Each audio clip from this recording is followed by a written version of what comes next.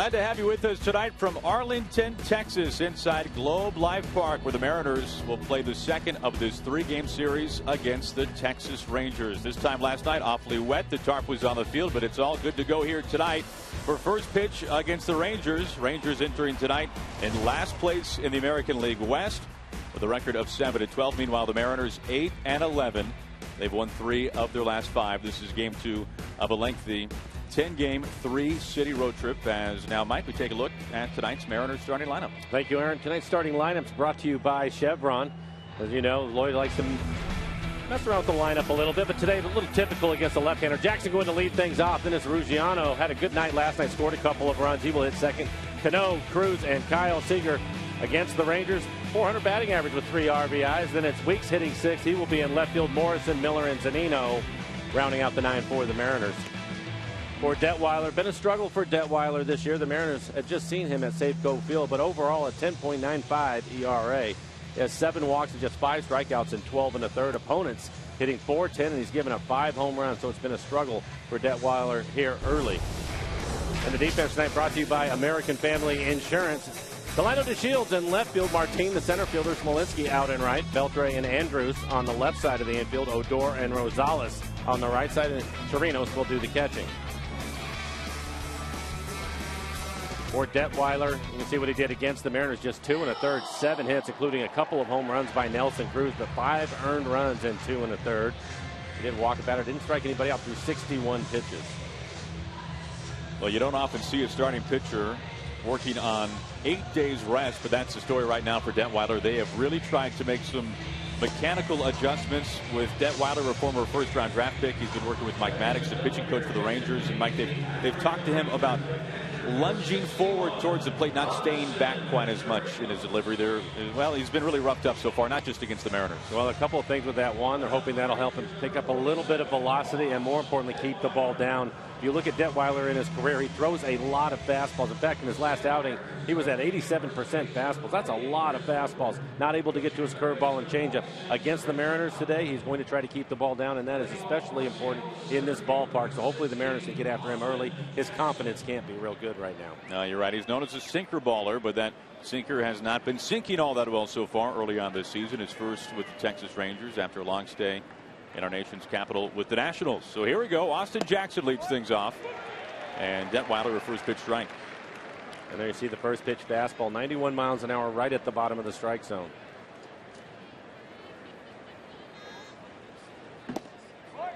And Jackson quickly behind 0-2. Well, for those of you playing along online on Twitter, first pitch tonight at 7:07. 56 degrees here in Arlington.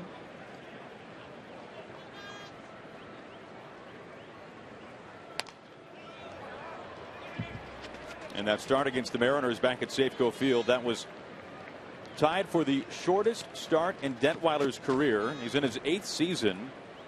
He went just 2 1/3 innings. 5 runs, 7 hits. To center field, Martin doesn't have to move much for out number 1.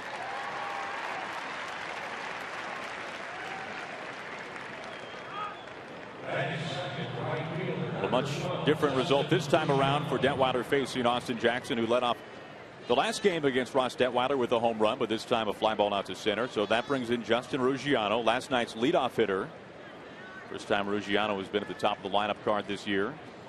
But a nice night for Ruggiano, Mike. A couple of walks, scored 2 runs, and had some really nice at-bats, fought off some good pitches. Well, what I liked about what he did last night going into the leadoff spot is, you're right, he saw a lot of pitches, fouling pitches off, and ended up walking twice. And the rest of the lineup taking care of it, because when you get a pitcher in trouble and he's walking, that is, you want to take advantage of that, and they were able to do it last night. Ruggiano helping out also with a stolen base, but ended up scoring a couple of runs. That was big. Scored 2 of the Mariners' three runs last night.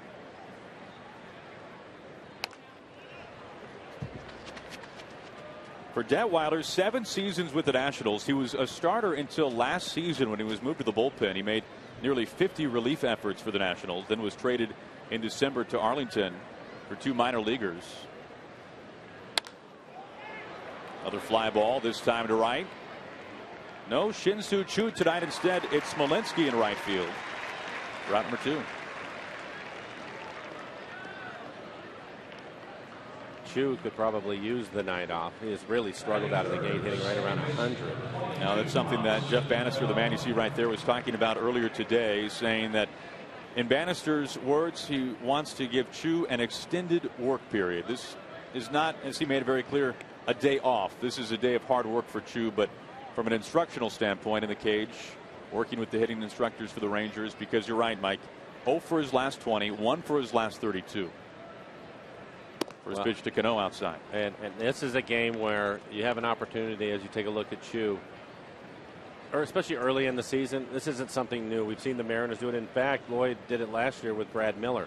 And the advantage of it for the players is basically trying to get them to clear their mind if they can as Cano hits us back to the pitcher and free them up to swing the bat the way they're capable. You're right. Pretty quick inning for Detweiler. Just 10 pitches and a 1-2-3 side. We go to the bottom of the first. Scoreless.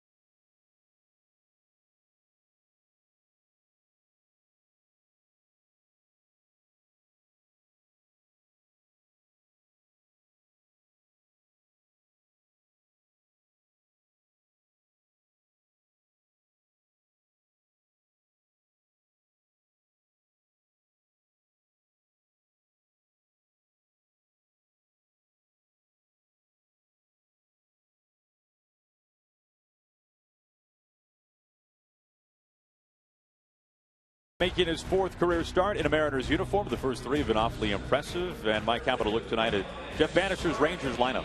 Leading off, it'll be Martin. Want to keep him off the bases. Leads the club in stolen bases. Then it's Andrews Fielder, the DH, hitting third. Adrian Beltre, the cleanup hitter, at third base. In the last 7 games, he's starting to heat up. Have to be careful with him. 308 average with a home run and a double. Then it's Chirinos, Smolinski, Rosales, Odor, and DeShields rounding out the 9 for the Rangers. For Happ so far this year, 3 quality starts for him. This will be his 4th start on the year in 20 2/3 innings.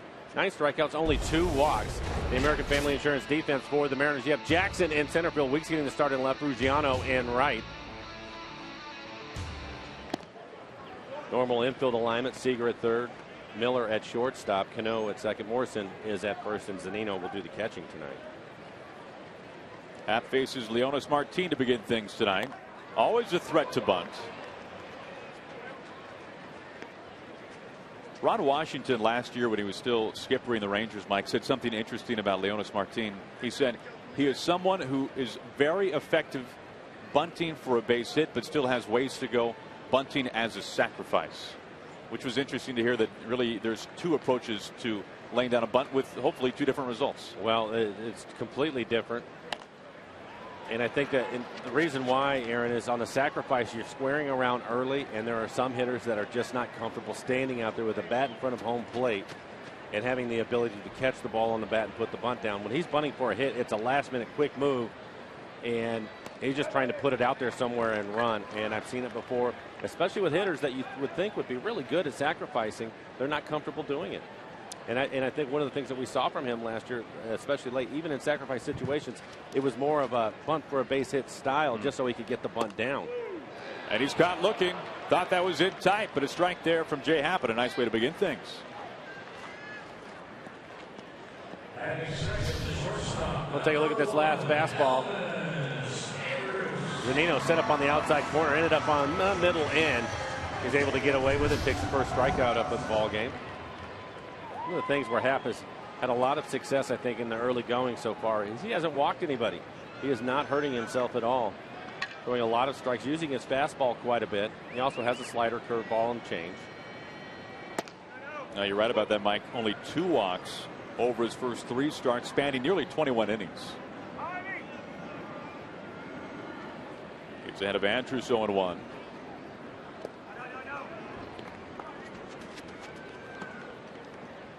Pat pitching tonight on an extra day's rest. We last saw him pitch into the 8th inning against the Astros on the recent homestand.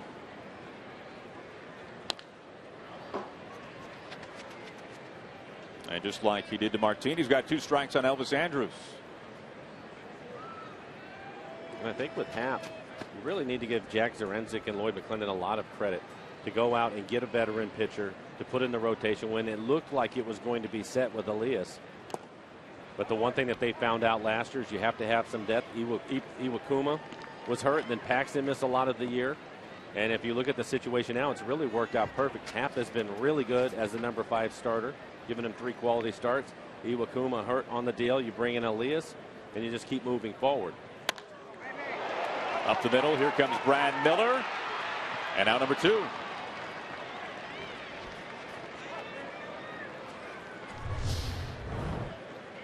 Well, Jay Happ can field his position, gets a piece of it. That would have been a base hit, but he takes enough of the steam off of it for Brad to get to it.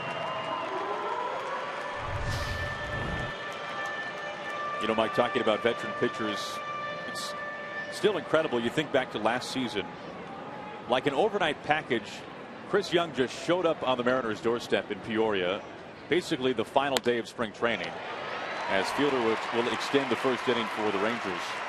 And we saw how big of a part of the rotation Young was last year, and we really didn't know what to expect with Young a season ago. And with Happ, we had a better idea what to expect. But who would have thought that he would have pitched as deep in the games as he has already this season in his first 3 starts, as you mentioned, 3 quality starts? Well, and I think, again, the big reason why is typically starting pitchers, when you start the season, they're going to be limited on the amount of pitches that they can throw. And what they'll really watch is the stressful innings that they may have. So you never know. It could be 80 pitches or it could be 95 in that area. He really hasn't had too many stressful innings, and he's not walking better. So he's being really efficient so far early in the season. And it's a good thing because, as we know, the rotation had struggled out of the gate. They're starting to get things together again. Really nice outing by Walker yesterday. Hard hit left field, a foul. And then Elias filling in, I thought really pitched well for his first time out. And now you're just waiting for Paxton when he gets his next turn, see if he can build off of his last start. With I thought he was actually okay. Defense didn't help him out on that one, so hopefully they can put all these things together, and then the bullpen gets a break, which is what you want. And Lloyd has really worked hard to try to make that happen as you take a look at Elias. Elias was so close to going 6 full innings, over 100 pitches, just couldn't finish off the last man. Had a lengthy battle with Herman, the Twins catcher. It's Felix. We'll see Felix tomorrow. And you're right, Mike, you have to feel good about how the rotation is beginning to look. The momentum we heard Lloyd talk about at some of the pregame show. Nice swing and a miss there. As you have Elias and then what Walker did. You've got an early track record here for Happ and then Felix tomorrow. It's been a nice way to end the homestand and then bridge into this road trip. Well, I think it's an important road trip. They're playing clubs, especially when they get into Houston and then go to Los Angeles, clubs that are in front of them in their own division. It's not a critical time, but you certainly would like to play well and win some ball games. Easy play for Justin Ruggiano, and with that, Happ will strand Prince Fielder at first base. We've played an inning here in Arlington, game 2 of 3 with the Rangers, and we're scoreless.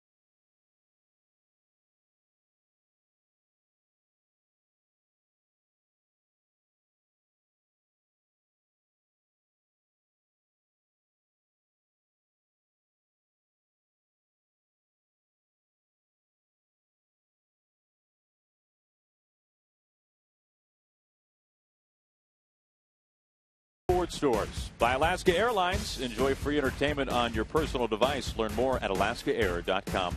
By the Emerald Queen Casino, welcome Urban Soul legend Tower of Power, June 6th. For tickets, go to emeraldqueen.com. And by Safeco Insurance, find a local agent at safeco.com. Do more. Happy to have you with us here tonight on what's turning out to be a pleasant evening here in North Texas. Aaron Goldsmith, Mike Blowers, our entire root crew, as Nelson Cruz leads things off for the Mariners in the top of the second. Pretty efficient and tidy first inning for Ross Detweiler. That's exactly what the Rangers were hoping for, just 10 pitches to get 3 outs. I will be curious to see how careful he is with this particular hitter in the Mariners lineup. Cruz homered off of Detweiler in the first inning the last time these two teams met. That was just 9 days ago. Jeff Bannister was talking today from inside his office about Nelson Cruz.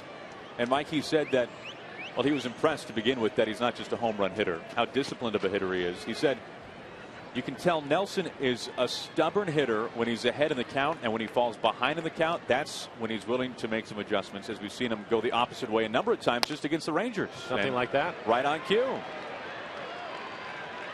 Extra bases for Cruz into the corner. Smolinski has to dig it out, and a leadoff double.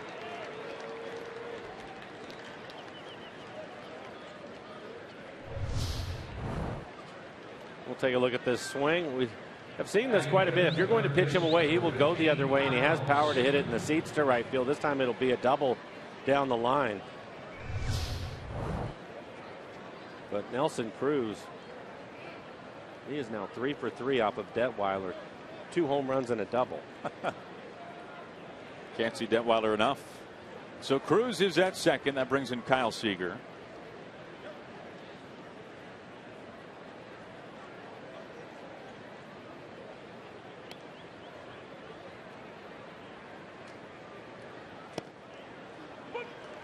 Detweiler, a former first-round draft pick. He was taken 6th overall back in 2007 out of Missouri State in Springfield, Missouri. That was the year David Price was drafted 1st overall by the Rays.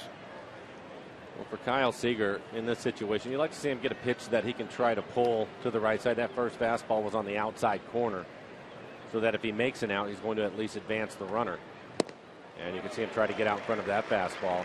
I think right now Lloyd McClendon would like him to just go to hit, and if he ends up hitting the ball the other way, that's what he does. Kyle, one of the run producers in the lineup. But early in the count, Aaron, when you have these guys, you'd like to see them take a shot maybe early in the count to try to move the runner along. If it doesn't happen, then let's let him hit. Seager with 10 RBIs early this season.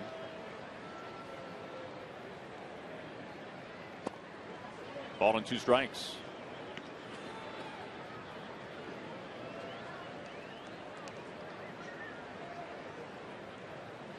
Seager has been his usual self against the Rangers this year. Overall, including last night of the series back home in Seattle, he's hitting just about 500 against Texas. Strikes out this time, though, 1 out. Well, David Ortiz, Hanley Ramirez, and the Boston Red Sox take on the Mariners at Safeco Field for a 4-game series beginning Thursday, May 14th. So line up your tickets now at mariners.com for what will sure to be an entertaining series. Red Sox right now a game outside of first in the East, despite having allowed the 2nd most runs in baseball. Only the Brewers have coughed up more by just 4. So it has not been a good start to the year for John Farrell's club, at least in terms of pitching. 1 out, Cruz at second.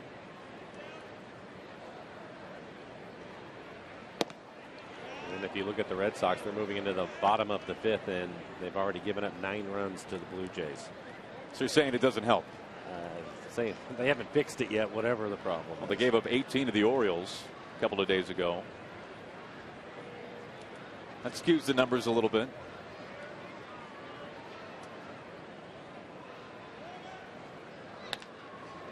The ball is strike to Weeks. Tonight marks the 3rd time this season that Ricky has started back-to-back games. We were talking a little bit about this last night, Mike, the transition from an everyday guy to a player who is either playing in a platoon or in a little bit of a bench role, maybe a hybrid of the both. So nice to see some extended at-bats back-to-back days for Weeks. Well, I think so. And when you're one of those guys, and Ricky is, there are times when you could sit on the bench for 5-6 days without seeing any pitching at all.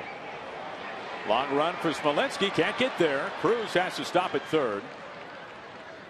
And that's a little reminiscent of Ricky Weeks' first hit last night, which he dropped into shallow right field. Pretty good pitch from Detweiler. It is just off the outside corner. Ricky hitting it off the end of the bat, but he'll pick up a base hit.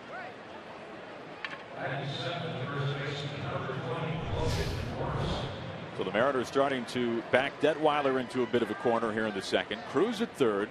Weeks at first. One out for Logan Morrison.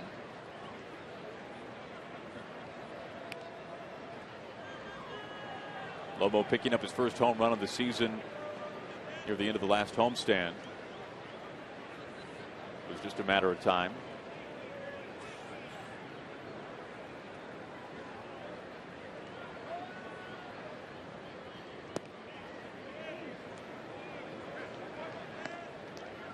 And the Rangers going to play their infield back, so they're looking for a double play ball to get out of the inning. Talk a lot about the power for Cruz, but I think a decent fly ball should score him. He has good speed for a big man. He does run well. Covers some ground in right, more than you might think.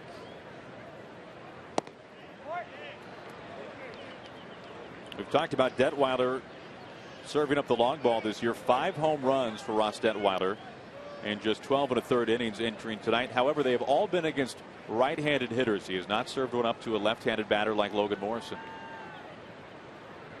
And this Mariner ball club again making the starter work. Already 22 pitches here in the first inning.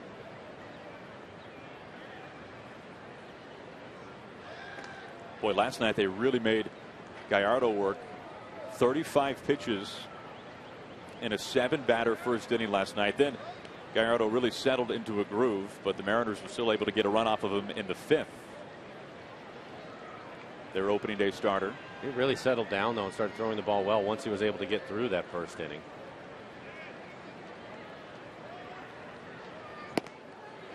Two balls and a strike.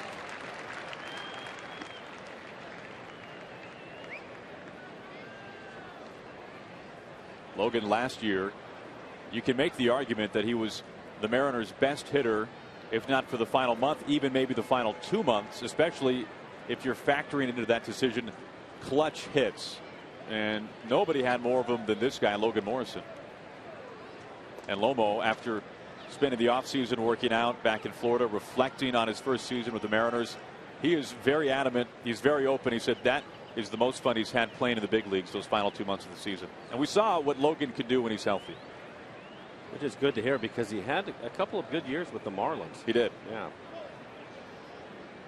Lomo kept saying that's the biggest hit of my career. No, that's the biggest hit of my career. They just kept getting better. It always helps when you're playing for something. Obviously, the Mariners in it all the way to the last game of the season. So those hits mean something to you. They were huge. Yeah. Whenever you see Lomo at the plate and Kyle Seager at first base, it's hard not to think about game 161 last year against the Angels. When Logan had that big double to tie the game up late, Mariners would go on to win it and give him a reason to play 162. RBI chance here for Morrison.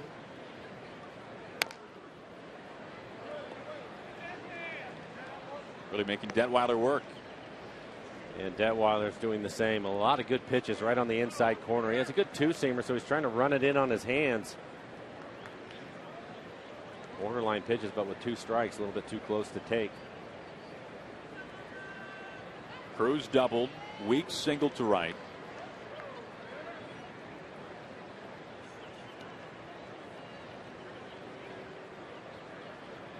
The 2-2. And Lomo down on strike. Second punch out in this inning, and tonight for Detweiler.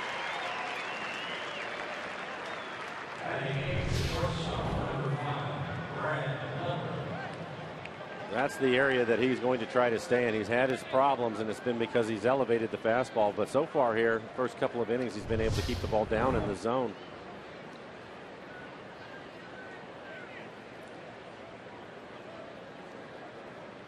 So now it's up to Brad Miller. 2 outs, 2 on. Miller 12 hits his last 10 games. Batting over 400 in that stretch.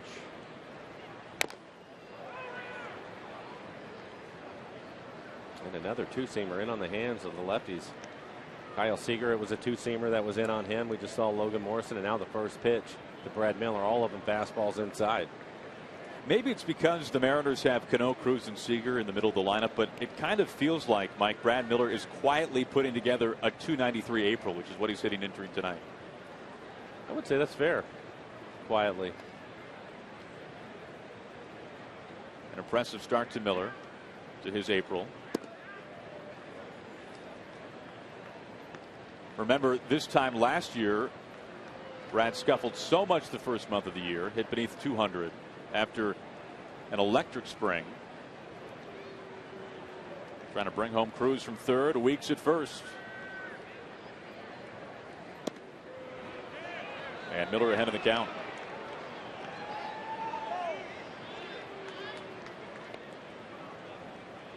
Zunino would be next.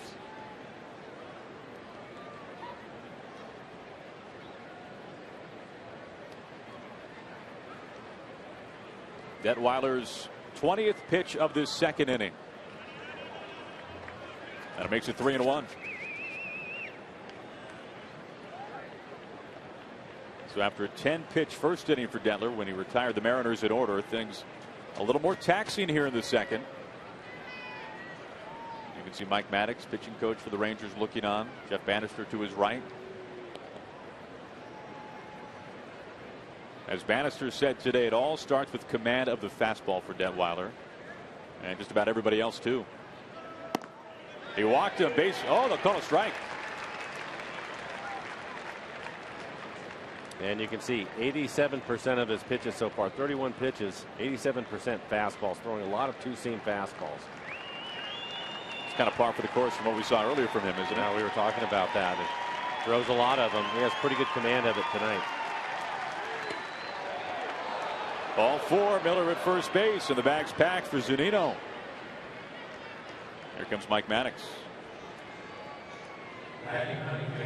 Number 3, Mike Zunino.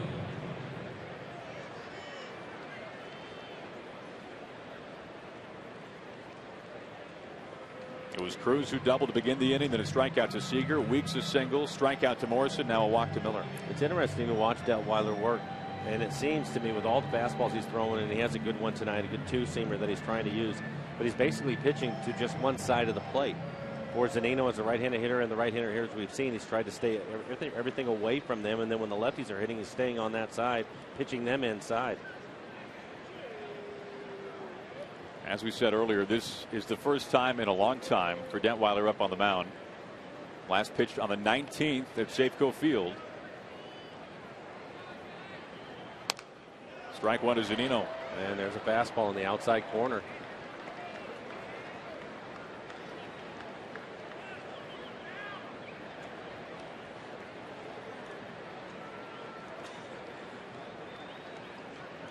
Bases full, 2 outs, big spot here for Zunino. And behind 0-2 quickly. That was a dangerous pitch for Detweiler. Pitch into the middle in, and Mike had a pretty good rip at it. Mariners last night 2 for 7 with runners in scoring position. And some chances early on here tonight in the second.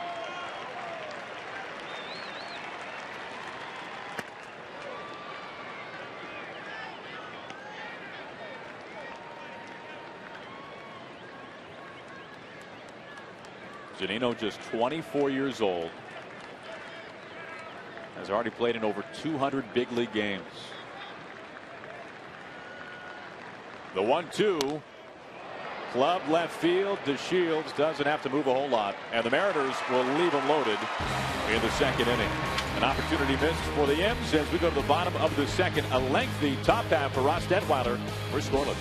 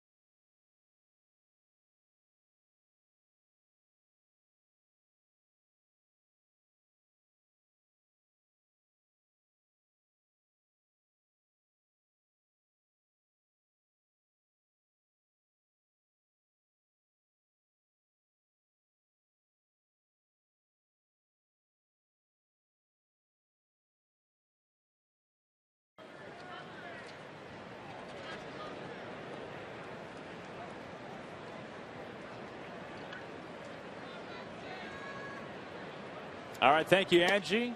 Jay Happ starts off the bottom of the second with a strike to Robinson Chirinos, the catcher for the Rangers. And has been a tough offensive start for Texas this year, batting .213 as a team. That's the last in baseball. They are not hitting for much pop in terms of slugging percentage, second from the bottom in the big leagues. Dave Magadan, the hitting coach, former Mariner, actually.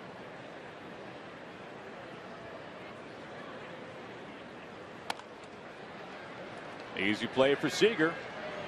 Now number one. You got a chance to catch up a little bit with Dave, didn't you? I did, and this is his third year, I believe, here in Arlington. He'd been in Boston for a number of years, and I asked him about it. And they have a lot of young players on their club. They've turned things over a little bit, so he's obviously has his hands full and working hard with a lot of the youngsters. He'd like to see the veterans get moving forward, which they're starting to. We showed the numbers, so that'll make his life a little bit easier. Good hitting coach. Been around the game for a long time. I believe he told me 30 years now. Really? Yeah. So, but he's been a good hitting coach and does a lot of work with a lot of these young hitters that you're seeing basically at the bottom of the lineup here. Chirinos, Malinsky, Odor, DeShields. Yeah, you look at just how this lineup looks on paper. Really, the top four you figure could play for pretty much any team: Martin, Andrews, Fielder, and Beltre. And then the bottom five are guys who either historically just haven't played much, haven't been everyday guys. On a line, Austin Jackson, round number two.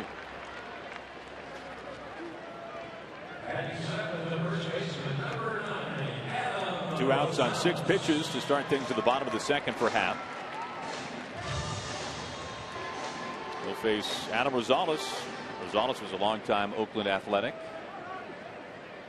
You can see how they stack up, and it's a pretty wide gap there between the Rangers and the Halos.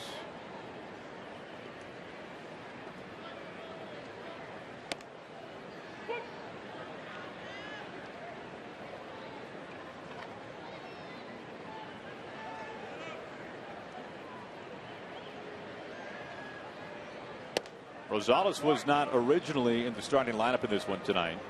It was Mitch Moreland, but it has been the story of the elbow for Moreland. We saw him not make one start in that series in Seattle. He did show up as a pinch hitter the final game of the set.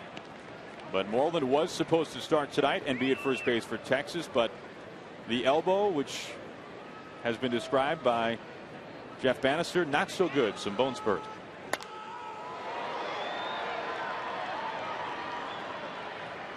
Austin Jackson finds it for round number 3 and a 10-pitch 1-2-3 bottom of the second for Jay Happ. We go to the third. No score here in Arlington.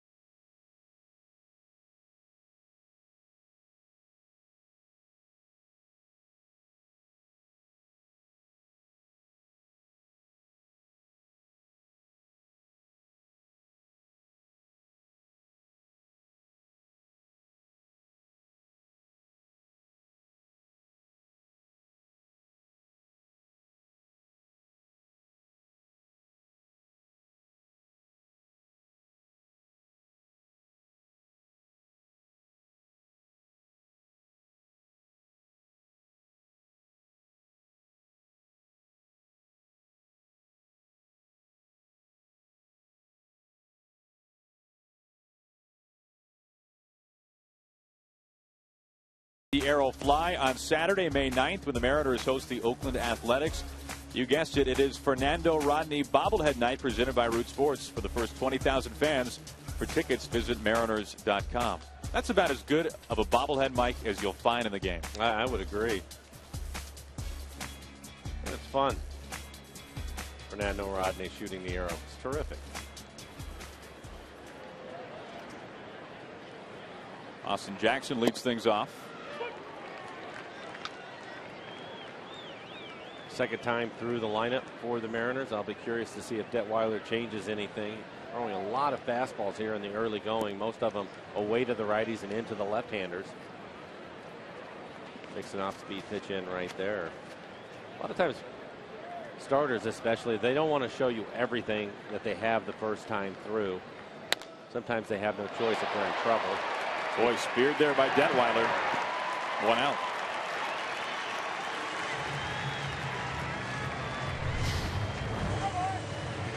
Another two-seam fastball on the outside corner.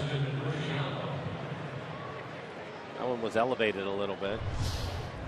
So far, he's done a good job keeping the ball down, something he was not able to do at Safeco Field when the Mariners took advantage of a lot of the fastballs he was throwing. Now facing Ruggiano with 1 out, nobody on.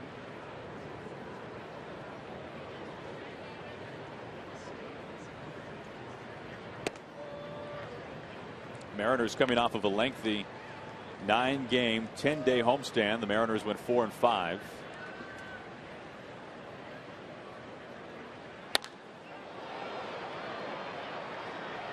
Pretty well and deep out there. Martin has just enough room. He tracks him well. Well, Justin gets a fastball, and it is going to be right in the middle of the plate. Gave it a pretty good ride. It's 404 feet out to center field. And Martin catches it right in front of the wall.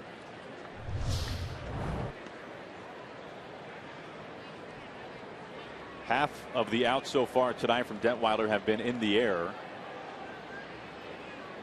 That by far the deepest one, so 2 outs for Cano. Robinson trying to break out of a brief 0-for-9 skid.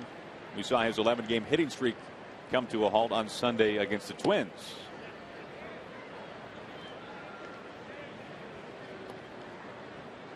In fact, if you look at that 11-game hit streak in context with what we've seen so far this season in the American League, only Billy Butler of the A's has had a longer hit streak of 12 games. His has also come to an end. Butler was red hot when the Mariners saw Oakland early on this year.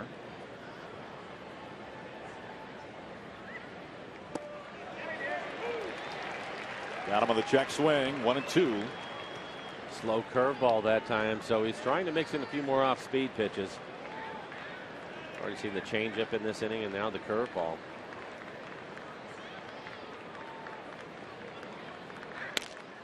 Broke his bat. Rosales off the bag, and he'll take it himself. 9 pitches for Detweiler, settling in a little bit. And through 2.5, we are scoreless.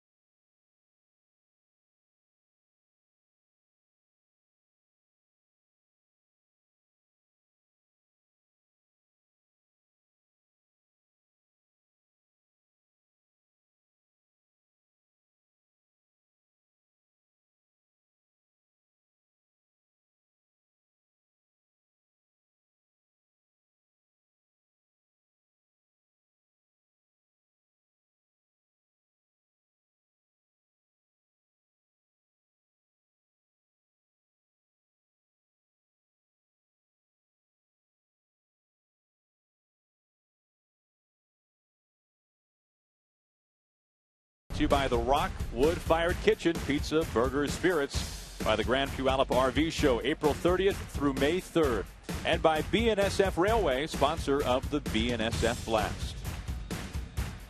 Jay Happ up on the mound on a nice night here in Arlington, Texas, for his third inning of work. No score. Mariners and Rangers, middle game of this three-game series.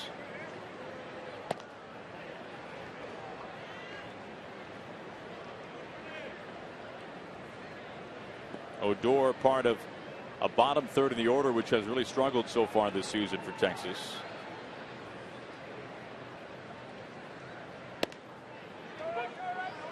Well, Jay throwing a lot of strikes. 27 pitches now, 20 of them for strikes.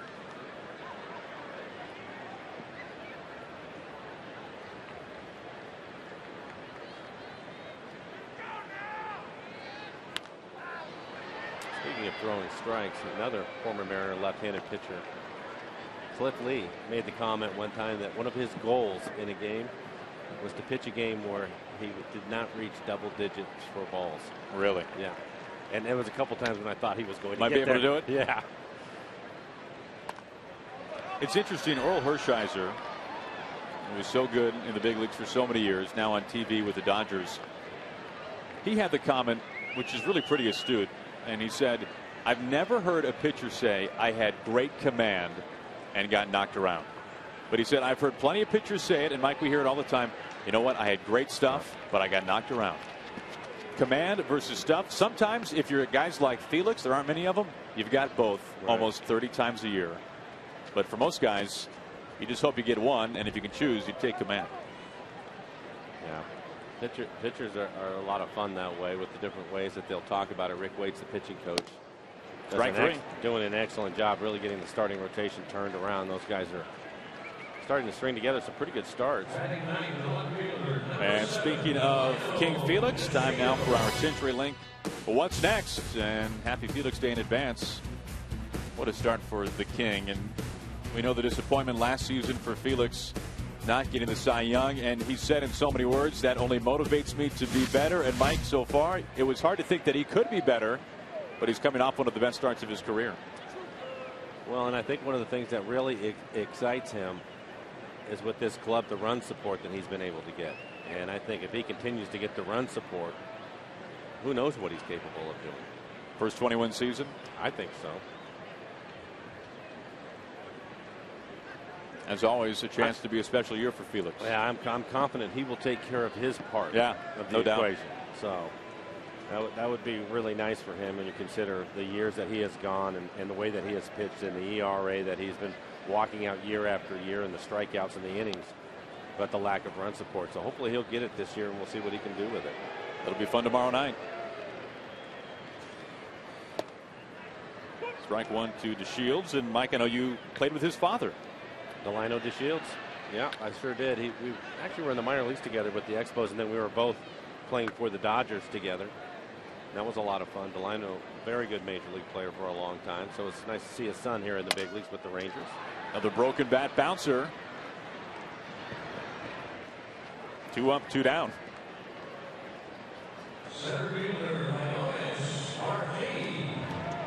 So Happ has faced the order one time. Back to the top. It brings in Leonis Martin.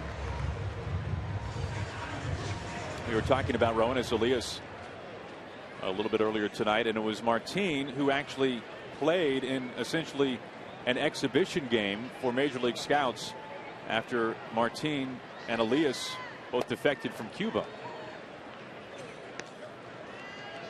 But Martin was signed by the Rangers. They paid a hefty salary to have Martin signed with Texas to be basically the plan for once Josh Hamilton left. This is ripped to right field. Martin has extra bases. Ruggiano has to get there, and a 2-out double.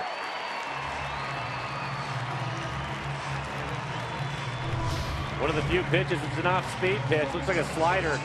One of the few pitches that Jay has left in the middle of the plate. Martin makes a pay for it with that double. Doesn't have to throw a lot of sliders, and that one I think he wanted to throw off the plate away. Wasn't able to get it there.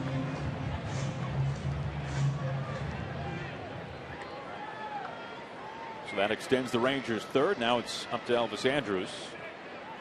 0 for 1 tonight, a ground ball out.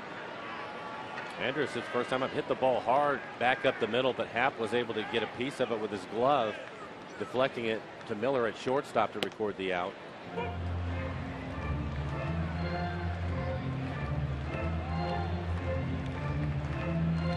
Jay Happ, 32 years old, his 9th big league season. As Martin at second base.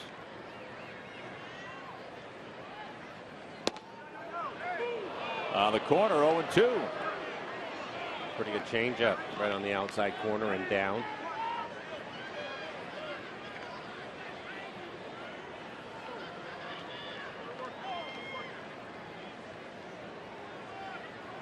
Happ with 2 strikeouts so far tonight. A pitch away from his third. Zunino able to get there in time. 1-2.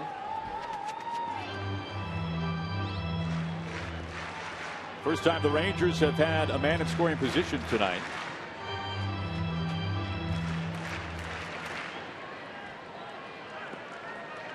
A night ago, Texas 1 for 9 with runners at either second or third base.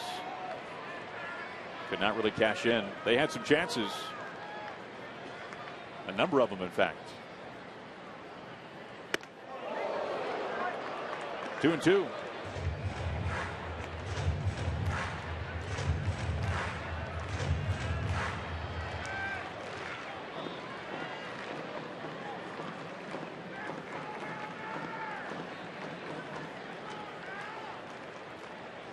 Happ trying to close the door on the Rangers here in their half of the third.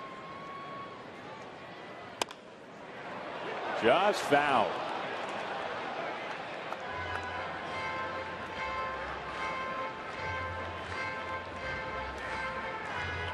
Really, for the most part tonight, Mike, we have seen Happ make pretty quick work of the Rangers batters. We haven't seen too many guys go up there and foul off pitches with 2 strikes. No. Andrus is doing it now for the second time around. Well, you're right. And it looked as if it was going to be another quick inning, getting 2 quick outs to start the inning.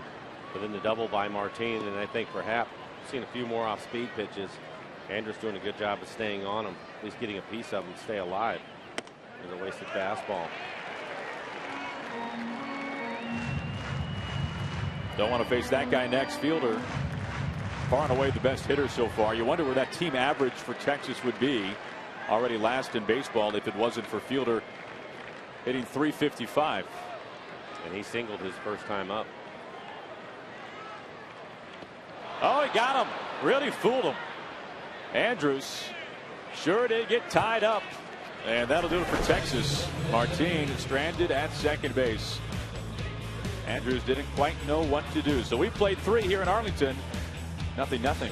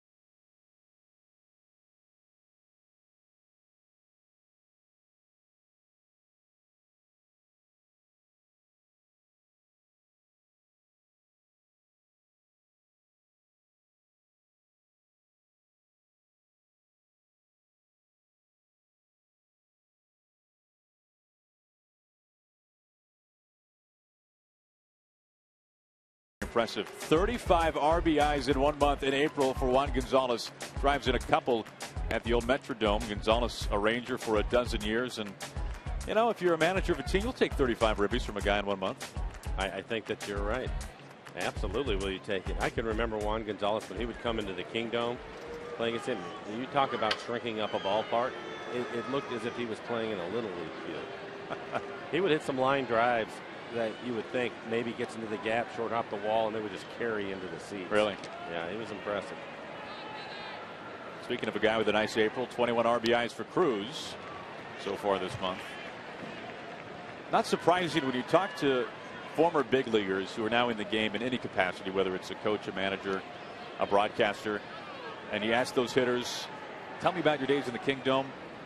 10 out of 10 of them would say, I loved hitting the Kingdome. Loved hitting there. Why wouldn't you?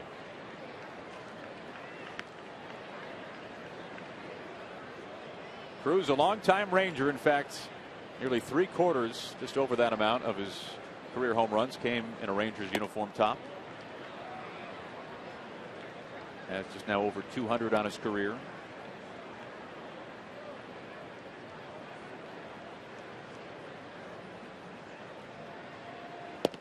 Three balls and a strike to Nelson, leading off the fourth.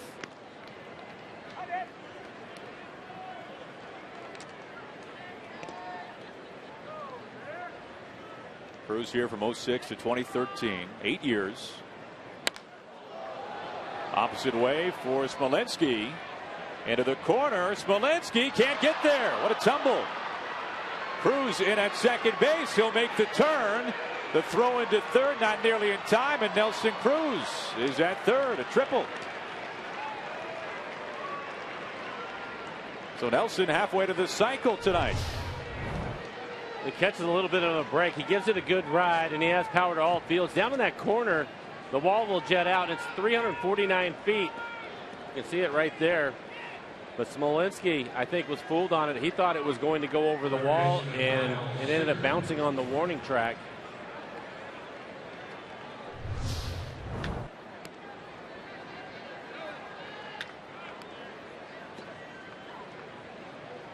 A double in the second, a three-base hit here in the fourth, and a prime RBI chance here for Kyle Seager. Just needs to hit it deep enough, if nothing else. Well, how about Cruz right now off of Detweiler? That's a very good point. He came into the game. He was 2 for 2. Both of his hits were home runs. Now he's 4 for 4 with 2 home runs, a triple, and a double. Doesn't take much to calculate that slugging percentage.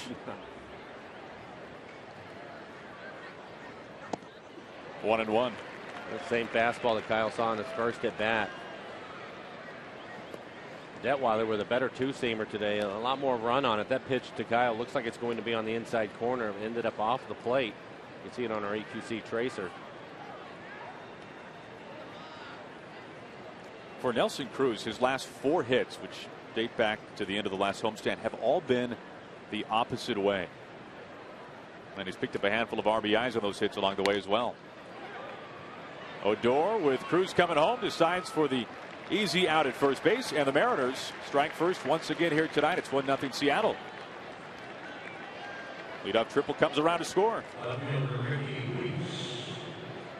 Mike, looked like Odor for sure. Made eyes. Well, watch Nelson Cruz at third. He doesn't take off right away, and that hesitation made Odor thinking he has a strong throwing arm. He can also play shortstop. He thought about coming home because of the hesitation by Nelson at third, but fortunately he goes to first base, and the Mariners pick up their first run.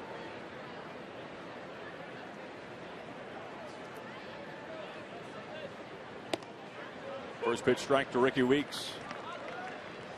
Ricky with a base hit his first time up. Had a base hit into right field. Had a base hit last night.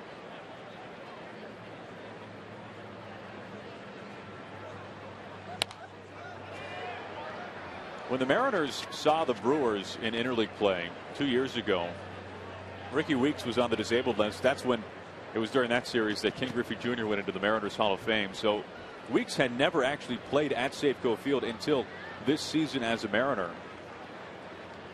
Was struggling with a hamstring injury.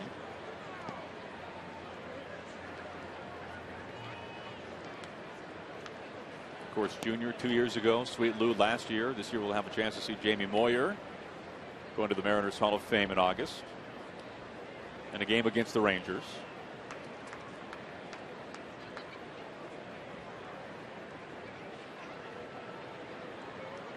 The 1-2 to Weeks. Barreled up. This is on a line and driven to left field. DeShields can only watch it fly. Ricky Weeks' his second home run of the season. And with that, the Mariners have taken a 2-0 lead. Well, Aaron, that is exactly what Lloyd McClendon was hoping for, and the reason why he started Ricky last night, to try to give him some at-bats in a row, give him an opportunity to maybe barrel up a ball against the lefties. You have the lefty tonight, another left-hander for the Rangers going tomorrow. And it pays off because this is a screaming line drive. So Weeks now 2 for 2, including this home run for Ricky, his second home run on the year.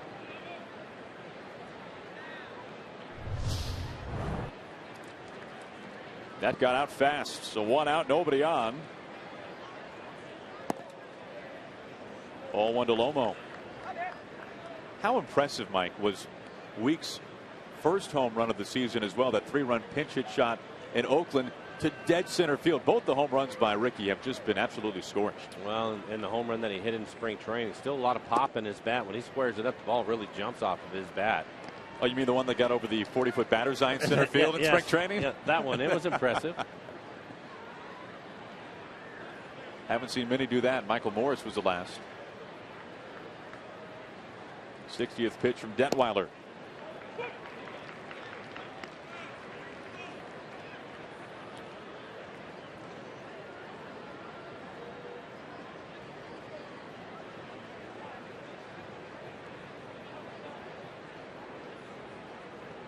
Two-one. Makes it 2-2. Probably 3-1. One of the other extras that was able to play and had an impact in the game last night was Ruggiano, scoring a couple of runs last night. He just missed a home run, hitting the ball out just in front of the 404 mark in center field, and now Ricky with that home run. It's such a tough game, Aaron, and you cannot, I don't care how much batting practice you take, you cannot recreate getting in that box during the game, seeing some live pitching and watching the ball move and trying to pick up rotation. You have to have some of those bats from time to time to be productive up here. And we've talked about this, guys in spring training after a whole winter not seeing live pitching. It takes a couple of days, even for experienced veteran big league hitters, just to get used to it again. Strike 3 on Lomo, 2 outs.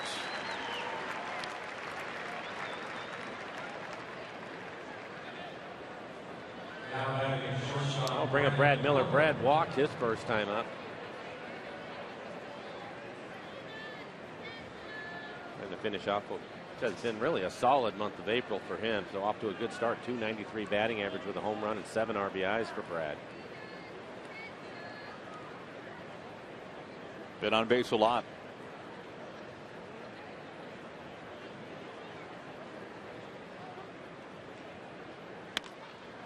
Jumps on the first pitch. And a foul ball for strike 1. Meanwhile, a brief update on Chris Taylor, who was activated from the disabled list a little while ago, playing every day now for the Rainiers. Taylor off to a fine start after suffering that wrist injury, being hit by a pitch in spring training. Taylor batting nearly .330 in 16 games for Tacoma.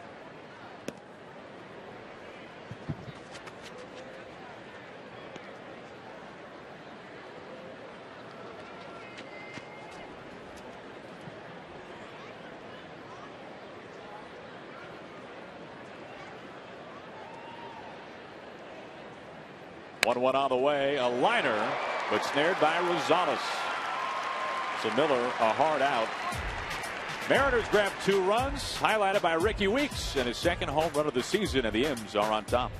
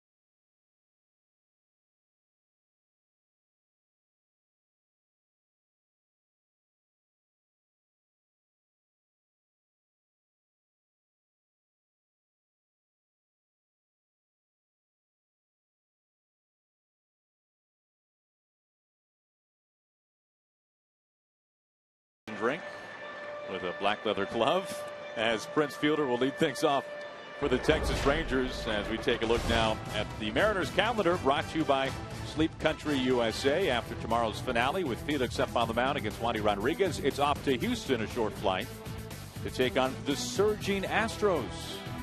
And then the road trip finished up with 3 games at the Big A against the Angels before an off day and then a nice homestand.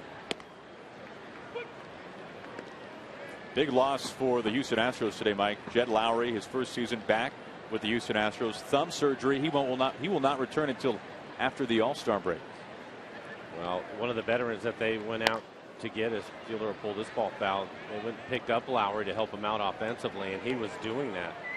We just saw him at Safeco Field, and he hurt the Mariners a couple of times, so that is a big loss for the Astros. Lowry, a guy who has struggled with injuries really over the course of his entire career, then goes to Oakland and has some healthy seasons, and now returns to Houston and is banged up.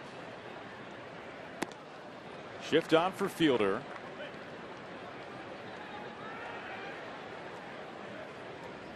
Astros, meanwhile, have won 4 in a row.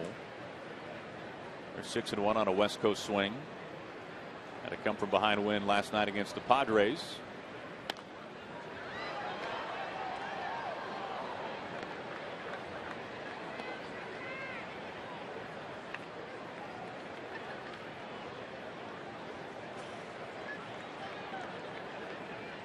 Fielder, far and away the best performer offensively so far this year for Texas. Batting over .350, 1 for 1 tonight. Hacks at some high heat that time. Really tried to climb the ladder and chop down the tree as Happ picks up his 4th strikeout. I noticed it. Watch Zunino. Zunino's almost standing up, wanting to pitch really high. You can see him right there. An excellent pitch from Jay. Get him to chase it ahead in the count. Felt like he had a pitch or two that he could waste. Try to get him to swing and miss. Elevated fastball did the trick. So Happ, who really has not been a big strikeout pitcher so far, just 9 over his first 3 starts, has 4 tonight early on. Gets ahead of Beltre. First pitch strike. Continuing to throw strikes. Look at that. 48 pitches, 35 strikes.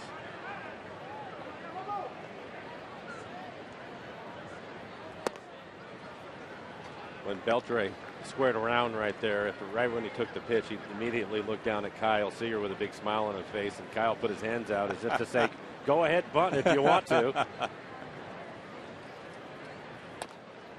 I know from talking to Kyle a lot over the last year and a half and talking to him about playing defense in third, he always brings up Beltre's name. In his mind, Beltre is the class, head of the class at third.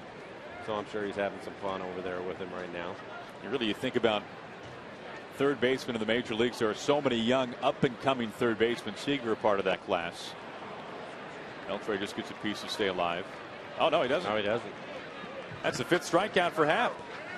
Back-to-back punch-outs to begin things here in the bottom of the 4th. MLB.TV Premium, the #1 live streaming sports service, is celebrating 13 years. Watch every out-of-market game live or on demand in true HD on over 400 devices. Real-time highlights, live look-ins, pick tracking, and more every night on every device. Blackout and other restrictions apply. Visit MLB.TV for more details.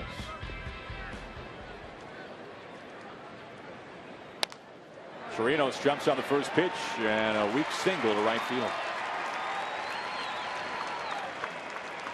What a night it was last night here in Arlington. Taijuan Walker, truly one of the very best starts of his young career, Mike. And here are the numbers. An unearned run, that was it, over 7 innings. Pitch count stayed low, 5 punch-outs. That's the thing that I like, the 92 pitches to work his way through the 7 innings. And Taijuan, everybody was hoping that he would build on his last start from Safeco Field where he really pitched well, and he was able to do that. I thought his fastball command, especially early in the game, was excellent. We saw a lot of 95, 96s from him.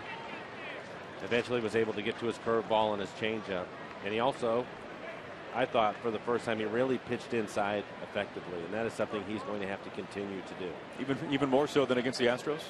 I think so, because there's it's one thing to pitch inside for an effect, and it's another thing when you're I guess, effectively wild, and the hitters understand that. And I thought last night when he was making his pitches inside, they were quality pitches in there to move them off the plate so that they couldn't hang out over the dish. So yeah, I thought so last night. I thought he was really good at it. Excellent job. And I know that's something that Rick Waite had been talking about with him, and we saw that quite a bit in spring training too. It was interesting hearing Taiwan talk after the game, and he said he was disappointed in his fastball. And really, yes, and, I hope he's disappointed next time out too. The reporters asked, well, why?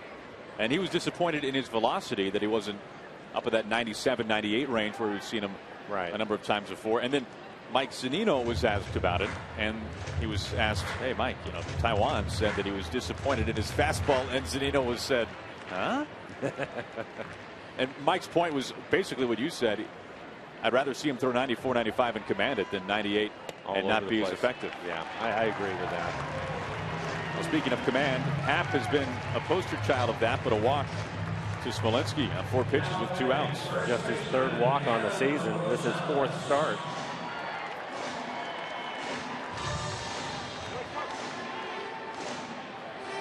Two on, 2 outs, bottom of the 4th inning. Mariners grabbing 2 runs in the top of this 4th inning. An RBI ground out by Seager. Then Ricky Weeks with an absolute tee shot over the fence and left. So the tie-in run now at first. Rosales the go-ahead.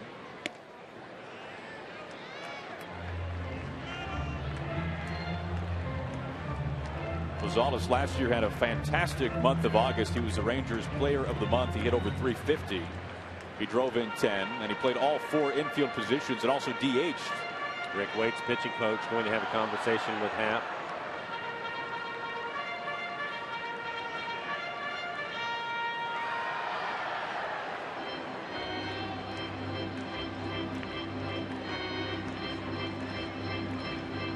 Rick Waite's a former Texas Ranger, a former Washington Senator. I always enjoy my conversations with Rick. He is one of the very best. In fact, the Mariners coaching staff, great guys to talk baseball with. You think of the history of so many of these coaches for the Mariners. We were talking about Howard Johnson last night, the Miracle Mets of '86. Andy Van Slyke and the run he had as a player. So many Gold Gloves.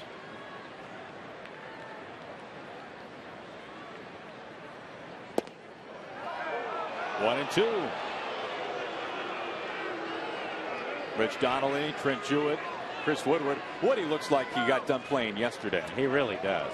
He could go out and play tonight if you needed him to.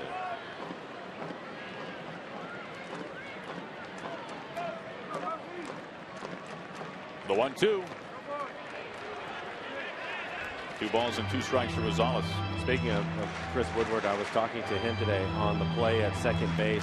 I believe it was Ruggiano when he slid in, and everybody was wondering if his foot had come off the bag. Right. When I talked to him about it, I said, do you talk to Brad and Cano and those guys to make sure that you keep that tag and stay with the play? Because we've seen it a number of times already this year. And he said, absolutely, especially with the replay, it's really important to make sure that you do that. No question. Full count.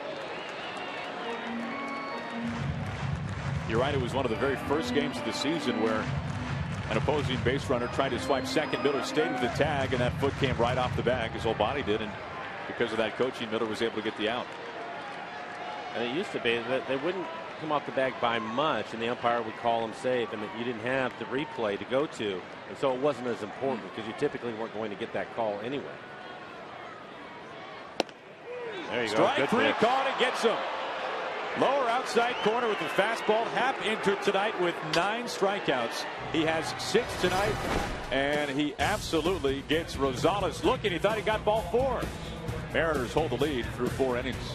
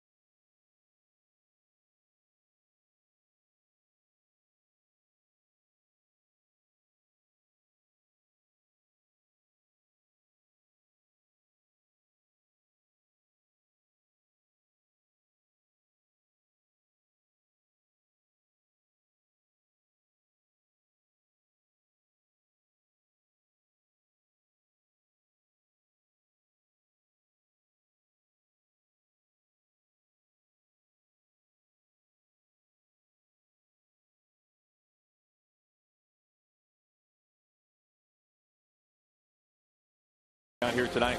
And we'll take a look at Kyle Seager, a simple ground ball to second, but he'll pick up an RBI as Cruz scores after his triple, so the Mariners get on the scoreboard. Always a good sign for them. Was there much question this is going to get out? No, this is a line drive. It's just a matter of whether it was going to be high enough, and it was. Second home run of the year for Ricky Weeks. Give the Mariners a 2-0 lead. Ricky with 2 hits in the ballgame, including that home run. Detweiler's pitch to Zunino.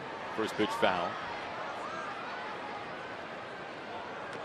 When you look at Ricky Weeks, I don't know about you, Mike, but I didn't know that he was as big of a guy, as middle linebacker-ish as he is. This is a guy that doesn't necessarily look like somebody who spent his entire career at second base.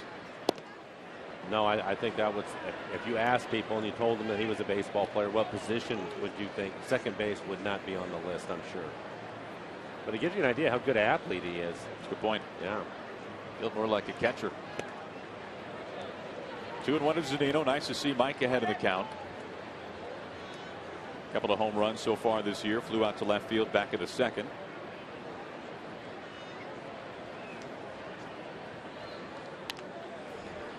Evens up.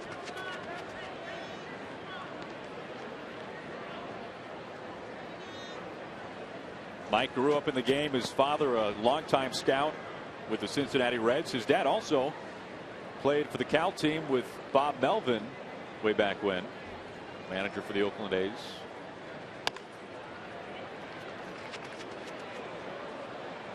In fact, Brad Miller tells a story about when he was in high school. And Mike, I'm sure you can remember and relate to these days, where when you're being recruited by colleges all over the country, right. Division I schools, and scouts are sending you letters as well. And when Miller was in high school, he got a letter from the Cincinnati Reds scouting department from Zunino's father in Florida. Out number 1. Well, that's interesting because Mike Zunino, when he was first drafted and signed, he came to Safeco Field. He showed up with his parents. They came on TV. They interviewed me. We had a chance to talk to him. His dad, when I was introduced to his dad, he said, "You probably don't remember me, but I scouted you back when you were in college." Really? Yeah. That's fantastic. Helped me get signed with the Expos. Really? Yeah. Small world, isn't it? How about that? That's awesome. Yeah. One out for Austin Jackson. And that's the whole behind-the-scenes network of baseball, that even if you're in the game every day like we are, and we're fortunate enough to be, you never get to experience that. All the scouts all over the country for all 30 teams, amateur scouts, professional scouts, that's a lot of work that goes in. Well, as we travel around, we see them all the time at the ballpark here, and I get a chance to talk to a lot of them. I've known them for years, and it's interesting because we get a chance to watch the Mariners play all the time.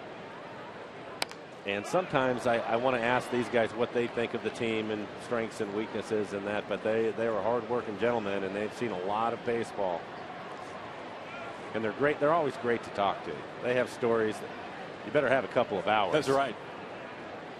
That's a pretty solitary life, especially if you're a young scout beginning in the minor leagues. Opposite way for Austin Jackson. Smolenski's got a bead for out number 2. As always, a reminder that this copyrighted telecast is presented by authority of the Seattle Mariners and may not be reproduced or retransmitted in any form. And the accounts and descriptions of this game may not be disseminated without the express written consent of the Seattle Mariners. A few more scouts taking this one in. Scout on the right is Rick Williams. Known Rick for a long time. His dad is Dick Williams, former Mariner manager. How about that? Yeah, these guys, they do a lot of work, and as you mentioned, most of the time they're traveling on their own, and it's tough. It's a tough life. They love this game, though, I can tell you that. It's funny, one of the questions that scouts get asked more than anything is, hey, who you scouting today? And what people don't necessarily realize is that they're scouting everybody. 2-1.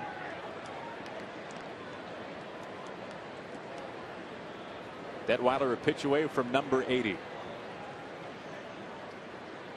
And really, based on what we have seen from Detweiler so far this year, Jeff Bannister has to be pretty pleased overall from his performance tonight. Well, he has been much better in this outing with his location, his fastball, his two-seamer especially has had really good sink and run to it. So you talked about the extra time, 8 days in between starts. Whatever it was that they were working on, they were able to fix, because I think he's had much better command tonight. Beltre can't get it with the bare hand. Ruggiano reaches base for the first time, an infield single.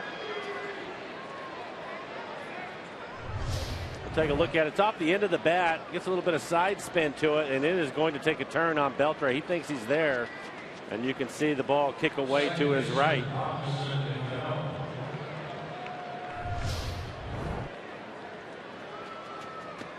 There aren't many guys in the game, Mike, who have more fun than Adrian Beltre. And it's not just when Felix is pitching. Right. No, it's all the time. It's all the time. We'll have a chance to see that battle waged once again tomorrow, and guess who he's talking to? You think he's going to hear about that from Felix? He is right now, probably. The rest of the game.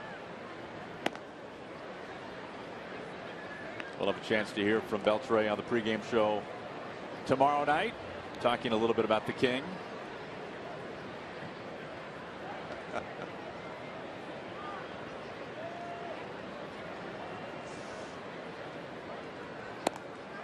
Two and nothing on Cano, looking for his first hit. Mariners 2 runs coming last inning in the 4th. This is an interesting at bat so far. Both pitches, fastballs off the plate away, and in the previous 2 at bats for Cano, he's really tried to bury that fastball in on his hands. He was able to break his bat his last time up, staying away from. Now he's going back in. There goes Ruggiano. The pitch is strike, down to second, not nearly in time. Hey, Ruggiano almost came off the bag again. It looked like a late slide from Justin. He can smile about it. Gets a great jump, goes on the first move from the left-hander, and then this late slide, and he awkwardly goes over the bag, but his foot came off the bag for a second. Fortunately, what we were talking about, Andrews did not keep the tag on him. Boy, you're right, Mike. That's almost a carbon copy of what we saw last night.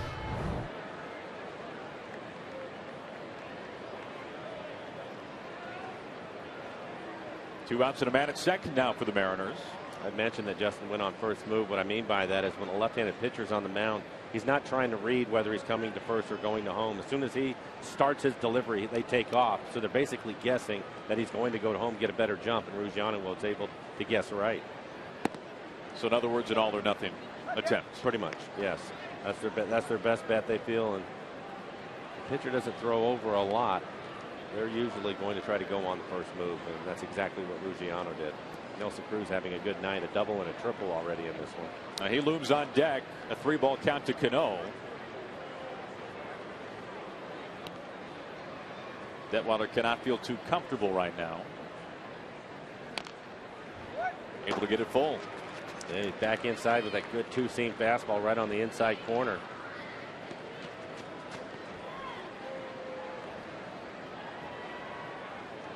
It was surprising to see last night, well, pardon me, back in Seattle against the Twins shift on Cano. I was surprised to see it. I talked First about time. it a number of times. I agree. But they tried to pitch to it too, which is amazing to me. A lot of times you see the shift, but they don't necessarily pitch to where their defense is. The Twins were definitely trying to get him to pull the ball on the ground. Got him swinging. Cano 0 for 3. Ruggiano stranded at second base. We're on to the bottom of the 5th in Arlington. Mariners on top by 2.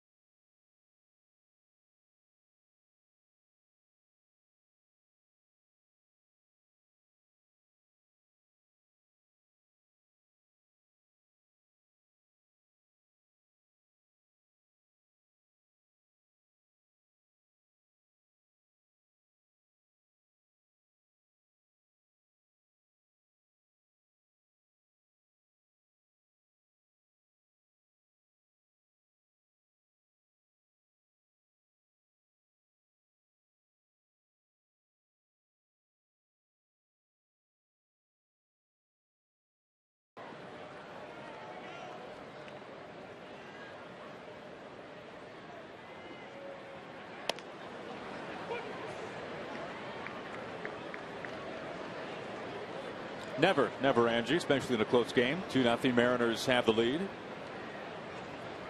Rougned Odor leads things off for Texas. Jay Happ struck out the side in the fourth.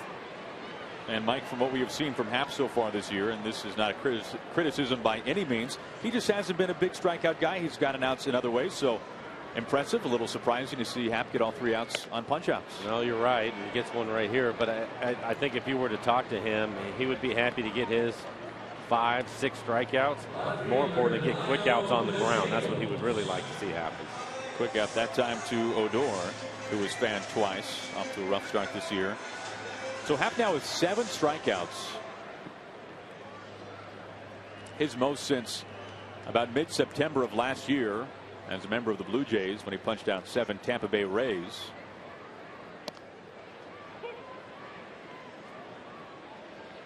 His career high a dozen, so he's got a little ways to go.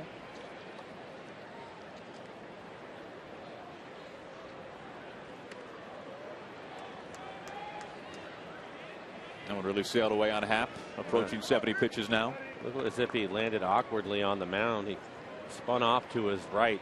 You typically don't see that from him, so he may have lost his footing.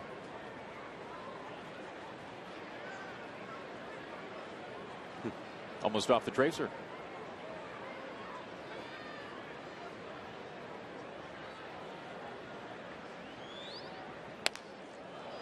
Well, to Shields' career, it certainly has not gone the way of his draft status. He was taken 8th overall by the Astros back in 2010.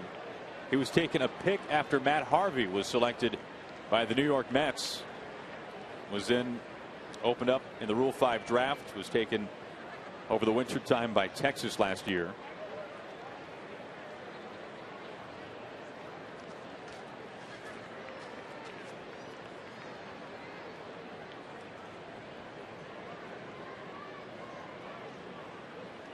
Last 5 outs for Happ have come via the strikeout. Make it 6. Gets the corner again. Well, time now for our lows. Never stop improving here tonight in Arlington. Well, Jay Happ is really starting to dial it in. We're seeing a lot of good fastballs from him, and he's typically on the corners. Really done a nice job pitching down. There's an elevated fastball to get a strikeout at fielder.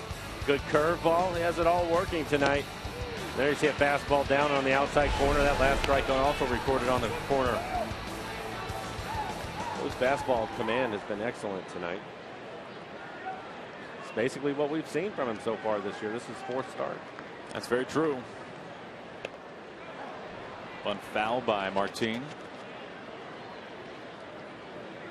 In fact, if you go up and down the lineup card so far tonight, 7 of the Rangers' 9 hitters have struck out facing Happ. Only Chirinos and Smolinski, the 2 who have not whiffed. See, there are 8 strikeouts for Jay. Wow. How about that? What a start tonight from Jay Happ. He has 9 punch-outs over 5 innings here tonight in Texas. Mariners lead at 2-0.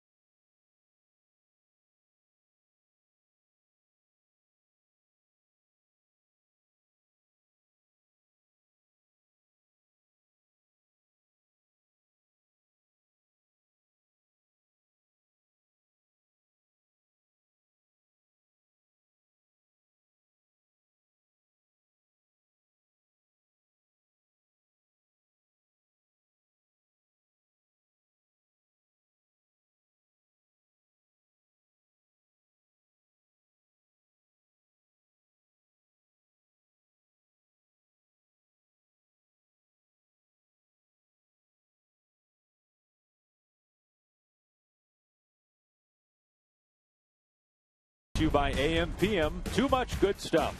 And by Honda. Get a dream deal on your favorite Honda now at your Honda dealer. Happy to have you with us as the sun sets here in Arlington. Inside Globe Life Park, middle game of this 3-game series. Aaron Goldsmith, Mike Flowers as we start the 6th.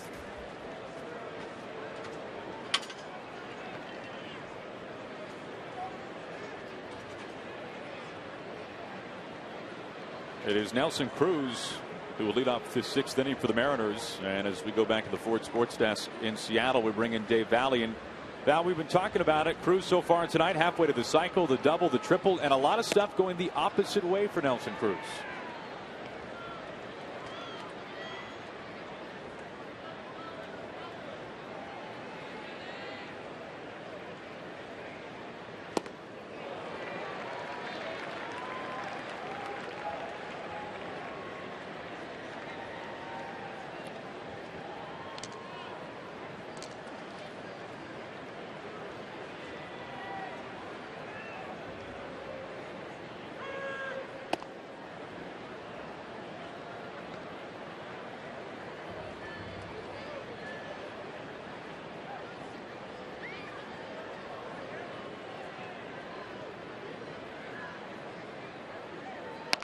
Hey, Val, I was talking about it on the radio side before the game when I was over there on the pregame show, and they were asking me about Cruz, and I had known I was talking about him being 2 for 2 off of Detweiler with a couple of home runs, and I think maybe the Mariners have been somewhat fortunate tonight because I thought Detweiler would be very careful and try not to pitch to him, but he's led off all 3 at bats so far, and now a double and a triple for him. Maybe that's helped the Mariners a little bit. Otherwise, I don't think he would see much to hit tonight.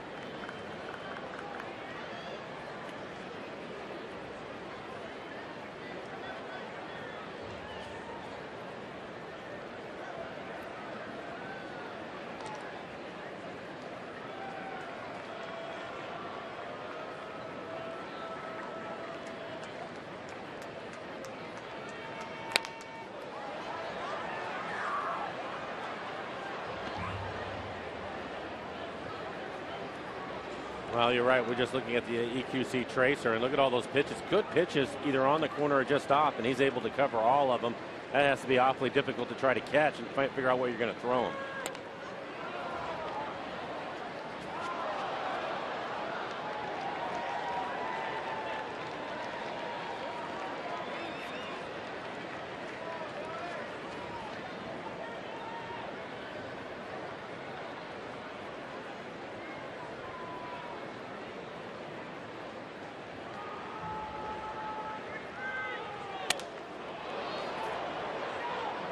Breaks his bat here. It still gets a lot of length to it, but not enough. Round number 1. And, finally, Val, we were talking about what Jeff Bannister, the first-year manager of the Rangers, said earlier today about Nelson, saying that he is stubborn with his approach when he's ahead of the count, and then when he falls behind, he's willing to adjust.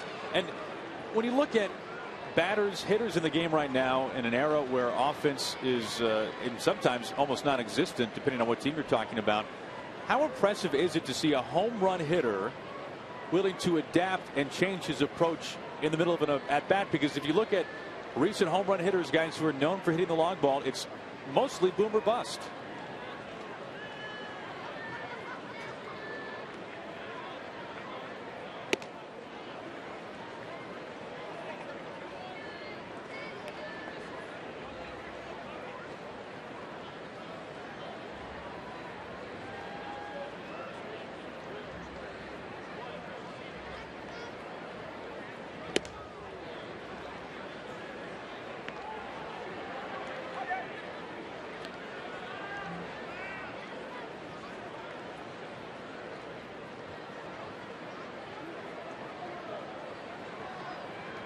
Yeah, good stuff. Thank you, Val.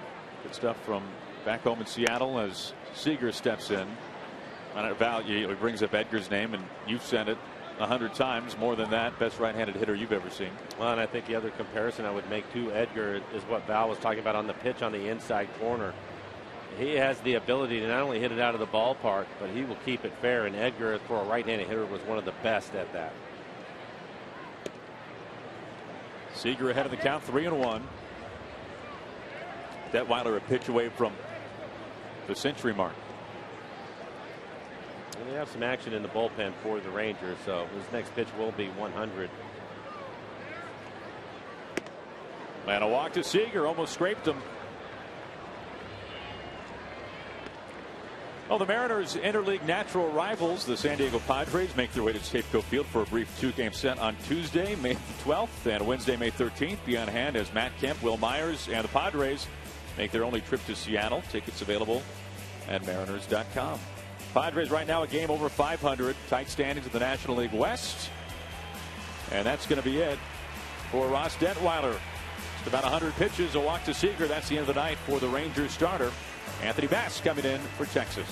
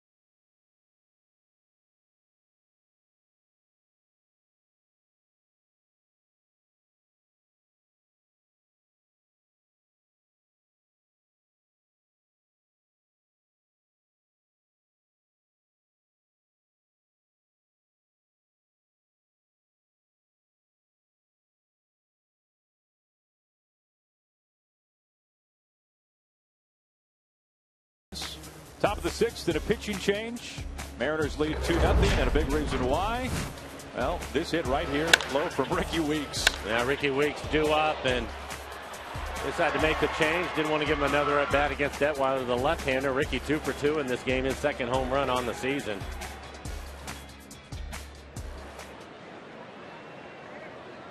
So here is Anthony Bass, the right-hander.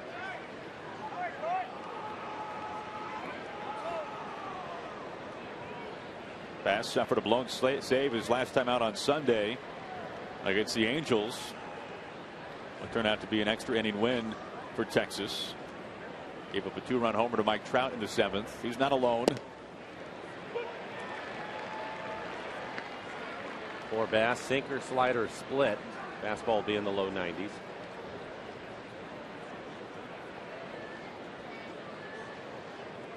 So far this year, Bass has been one of the best out of the Rangers bullpen in stranding inherited runners. He has Seager at first base. He has left all 7 that he has inherited so far this season. Double play ball there, and they finish it off just barely by a shoelace. Weeks almost able to leg it out. But a double play after the walk to Seager will finish off the Mariners' 6th inning. But the Mariners still on top, 2-0.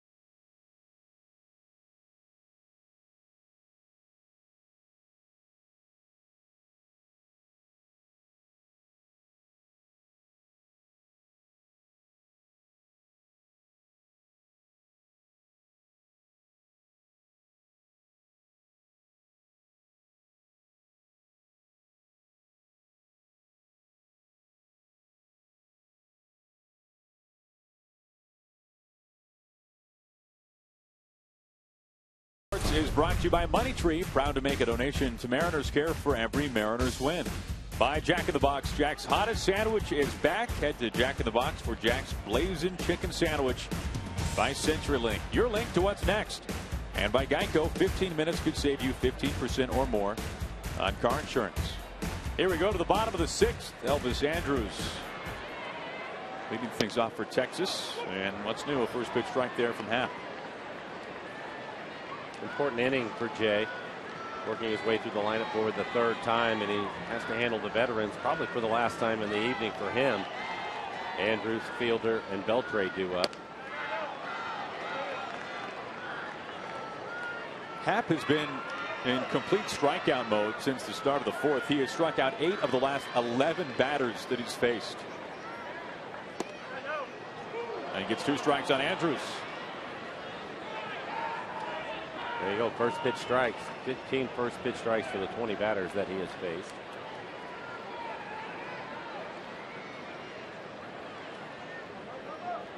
Happ on the hunt for strikeout number 10. Misses inside. Now this already ranks as one of the best strikeout performances in this early season for the Mariners. And Andrus battles back to make it a full count.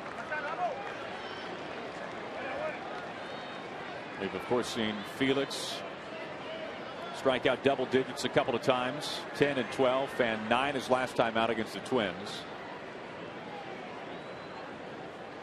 Happ's 3-2. Right there to Brad Miller. Nice pick by Lomo.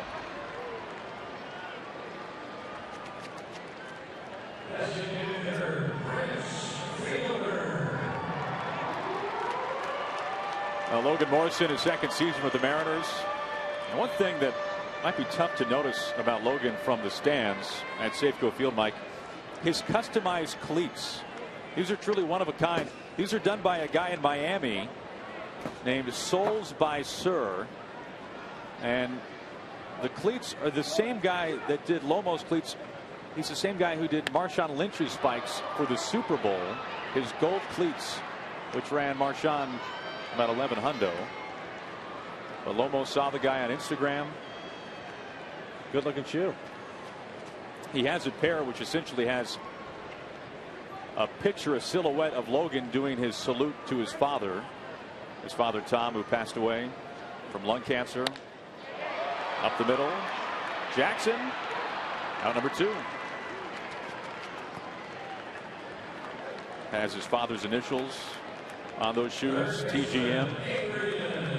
Of course, Lomo very involved in a charity which he began a number of years ago, LomoForLungs.org.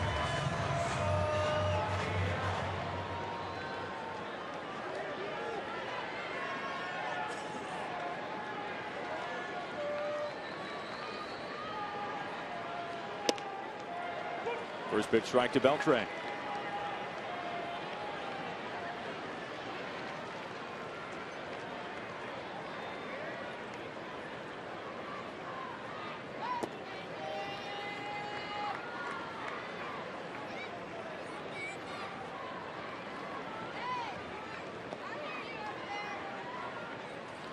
If Happ can get 10 strikeouts, it'll be just the 4th time in his career he's reached that mark.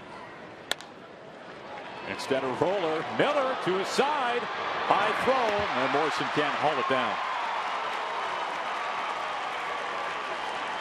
And Beltre will get second base. It looked as if the ball either ended up in the dugout or the camera well. Take a look at Brad as he goes back up the middle, makes a good play, and then I think rushes his throw a little bit, and this is high. Logan trying to go get it, but it ended up in the camera well, and now the Rangers will have a runner in scoring position. Goes down as an infield single and an error. Second night in a row we've seen an error from Brad. Both have been on difficult plays. We saw him make that long throw last night from deep in the hole. His 3rd error on the year.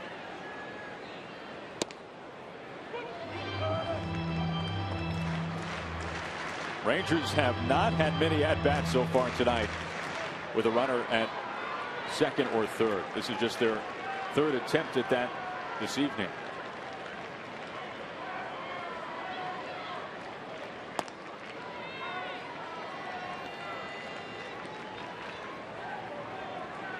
Torino's a ground out and a single.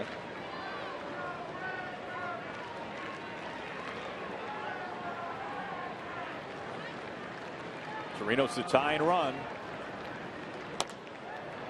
Weak chopper. Seager to the belt. Throw to first, and he got him. Nice job to adjust on that one by Morrison at first base. And something that Kyle Seager makes look pretty routine most of the time. So the Rangers strand a runner, and through 6, Mariners leading Texas 2-0.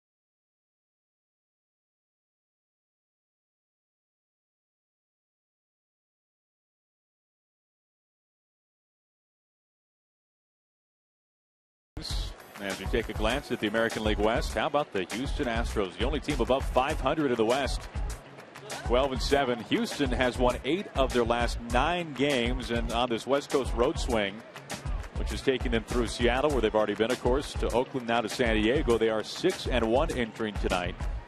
Astros winning 4 in a row, despite leading baseball in strikeouts.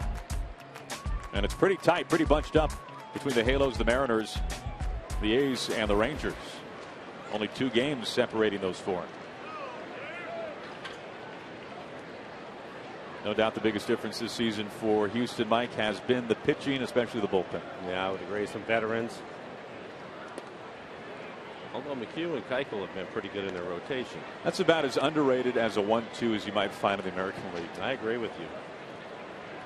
Keuchel has been sensational. He's got a sub-1 ERA so far this year. A supreme ground ball pitcher, as we've learned.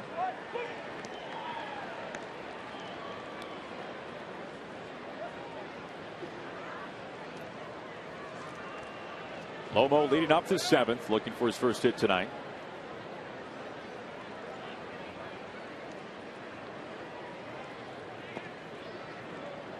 Mike, you know, this is something that you've talked about before during your playing days. There were seasons where April was a struggle getting off to a hot start, and I know it was something that Lou had a pretty firm talking to you a couple of times about it. Well, he did. In fact, one year he threatened to just leave me in spring training until May 1st.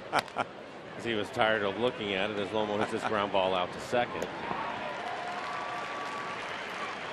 But I think the main thing with it, and this is the hardest part, Aaron, is you have guys that are going to get off to great starts. Nelson Cruz, for example, and you're going to have some guys that are going to get out of the gates a little bit slowly. And as a manager and his coaching staff, the patience that you have to stick with them, especially you start to hearing the outside voices, makes it more difficult.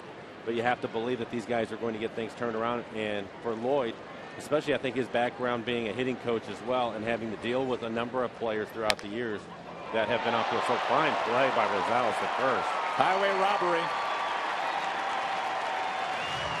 Middle can't believe it. Rosales, the guy who plays all over the infield. tonight, starting for Mitch Moreland at first base, and here's the result. Now, we were talking about Brad Miller having a really nice month of April, hitting .293 coming into the game, but robbed of a base hit right there. 2 quick outs for Anthony Bass here in the Mariners' 7th.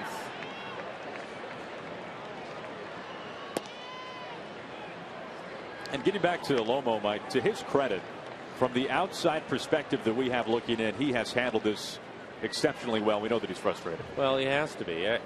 You're out there competing, and he went through a pretty good stretch, too, of about, I don't want to say 10 to 12 games where he was consistently squaring the ball up a couple times a night and rarely getting anything to show for it. Lately, the last few games, he's struggled at the plate, but when you're like that, especially early in the season, it is more frustrating. If you're hitting .280 and you go through a stretch where things aren't going your way, you can live with it because your average doesn't fluctuate quite as much, but you know what's up on the scoreboard. And all these guys play with a tremendous amount of pride, and it's tough. It's hard to deal with. Really, it's the micro level of what Lloyd has talked about as the Mariners are under 500, a little bit of a slow start this year for a team in general in the month of April. As Lloyd has said, every team will go through a stretch like the Mariners have gone through at some point of the season. It's just a matter of, do they do it the first 2.5 weeks of the year, or do they do it in July? Well, and the other part about it, too, is for Logan. Lloyd remembers what he did at the end of last year, the second half of the season, especially in September, and you just hope that he comes out of this quickly and you get that kind of production. Line drive out. He squared it up as well. That's a hard out for Zunino. So a couple of hard outs for Mariners hitters. Miller and then Zunino. Only 10 pitches for Bass in the 7th. We stretch. Mariners have the lead.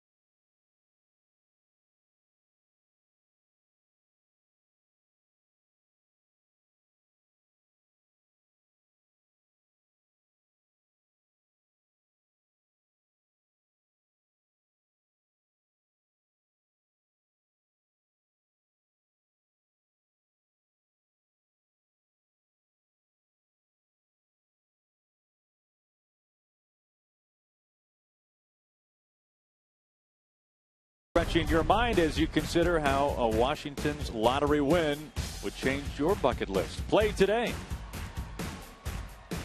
Jake Smolinski to lead off the bottom of the 7th inning on Mike, and this is saying something.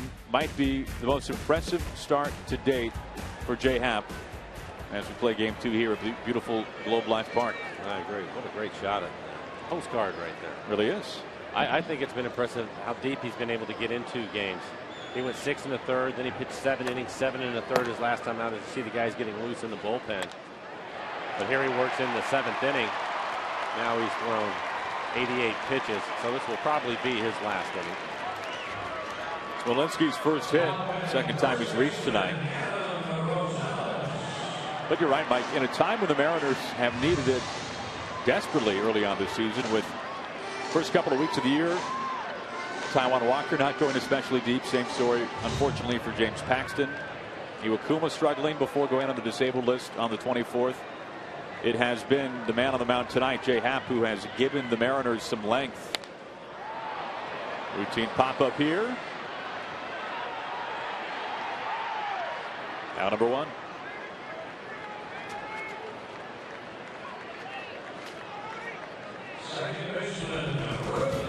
Well, the Mariners team stores are running a fantastic promotion right now. You'll receive a free Dooney and Burke Mariners cosmetic bag with a $150 merchandise purchase. The offer is good at all 5 Mariners team store locations while supplies last.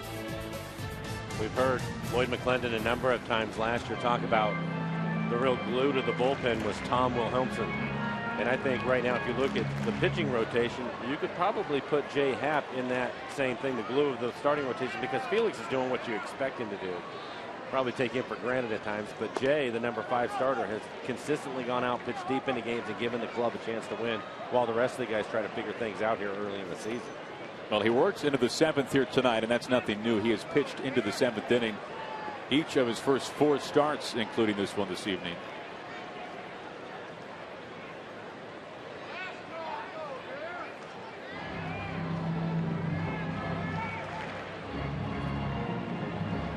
As Happ should, based on the bottom 3 in the order we've seen tonight from the Rangers. He has really had his way with them.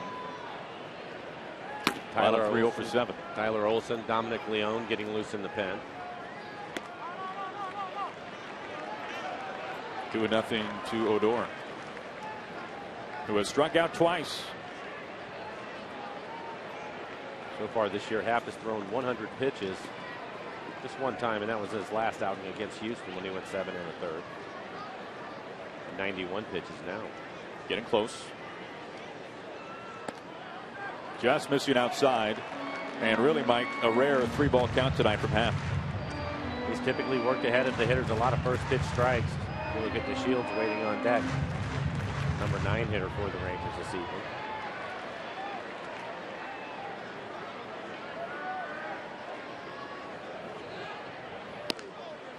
Gets a strike over, 3-1.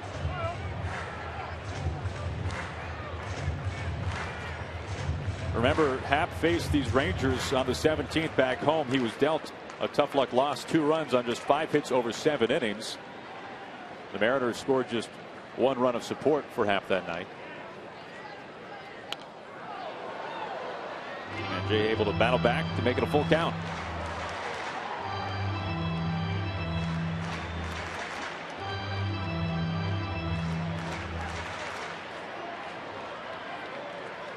Activity inside the Rangers bullpen.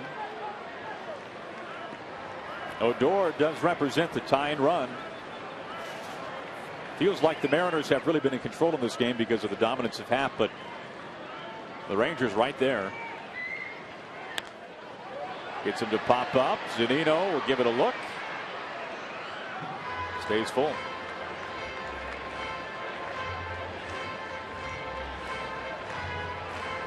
Mariners 2 runs came in the 4th. It was an RBI ground out for Seager, and then nearly a line drive home run to left field by Ricky Weeks, his 2nd of the season. And boy, have the Mariners played some close games this season, really all season long. Payoff pitch, a little bit off the hands. Ruggiano right there, out number 2.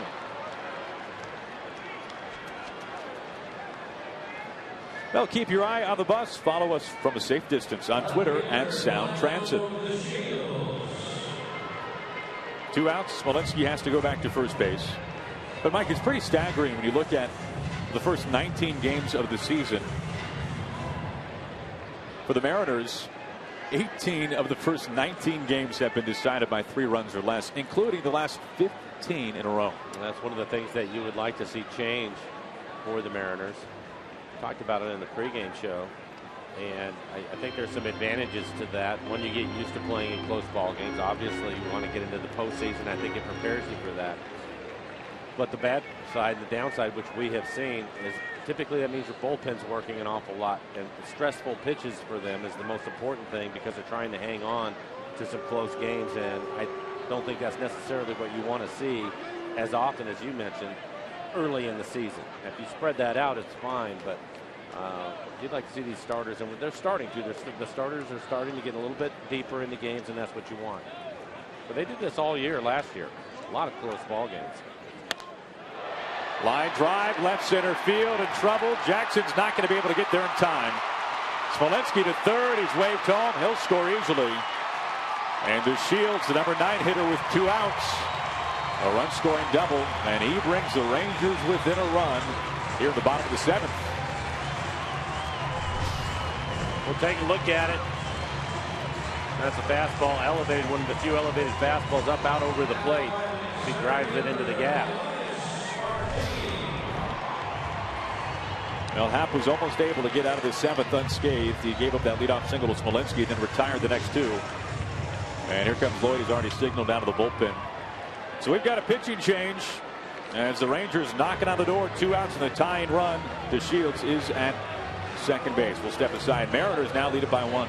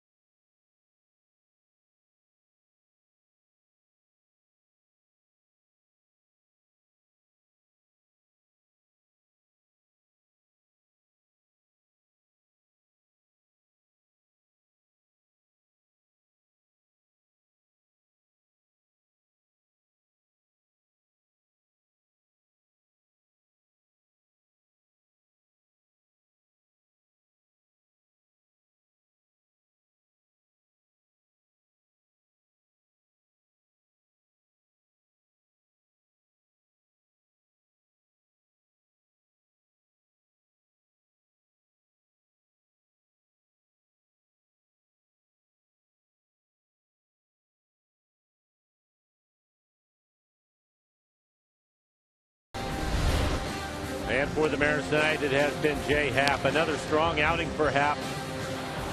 4 quality starts in a row for him as he started his season in his career as a Mariner pitcher. But the left-hander was really in command. A lot of first pitch strikes. Was able to deal on the outside corner, as you see right there. I thought overall he was just outstanding.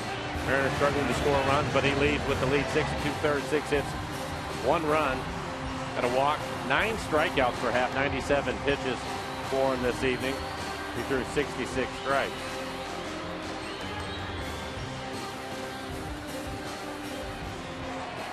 Tyler Olson's going to take over. So going from one left-hander to another. For Tyler, this is his 9th appearance. ERA right at 5 in 9 innings. 7 strikeouts, 9 walks. A big at-bat here. And a first pitch strike.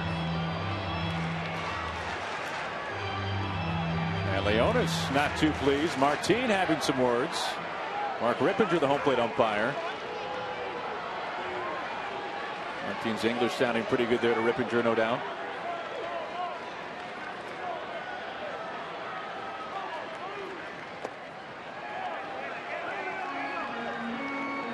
It's been interesting for Olson. At times lately, Mike, we have seen him more in a long relief role. 2 innings, 2 2/3 innings, another 2 innings before that in the middle of the month in Los Angeles. But here he needs to get 1 out. Well, I think that was one of the reasons why he was able to make the club. One, he had an outstanding spring. Certainly showed an ability to get a left-handed hitter out. But because he's been a starter, Lloyd felt he could be a long guy in the pen for him too, and it's something that they were looking for. But you're right. Right now, he just needs to get 1 hitter. Tying run out at second. That's DeShields, who runs well. Martin tonight 1 for 3, a double back in the 3rd. Quick skipper to Logan Morrison. The foot race is on. Lomo wins it. And that'll be it for the Rangers in the bottom of the 7th. They do grab a run to make this an even closer ball game. Through 7, Mariners lead it 2-1.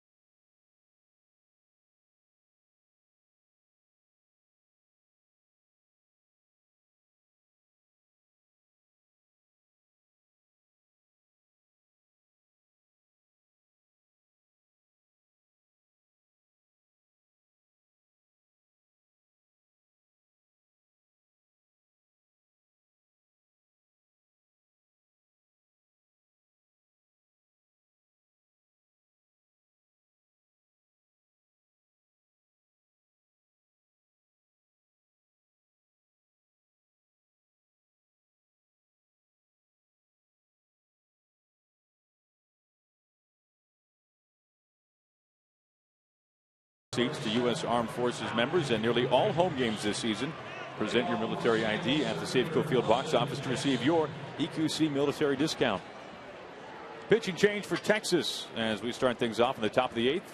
Sean Tollison, the new man on the mound. We saw him, Mike, a couple of times on the last homestand in Seattle. We did. This will be his 9th appearance on the year. A 2.16 ERA. He's pitched well out of the bullpen. 12 strikeouts in 8 1/3 and only 1 walk. Opponent's hitting 194. He will have to deal with the top of the order for the Mariners here in the 8th. On to face Austin Jackson. Mariners could use an insurance run or two. Tollison, born in Dallas, went to high school in nearby Allen, Texas, then went on to Waco to pitch for the Baylor Bears. Spent the early part of his career with the Dodgers, however, but now back home with the Rangers.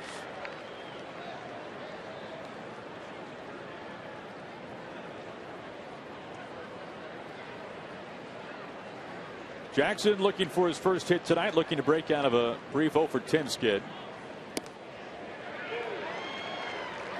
And he's behind 1-2.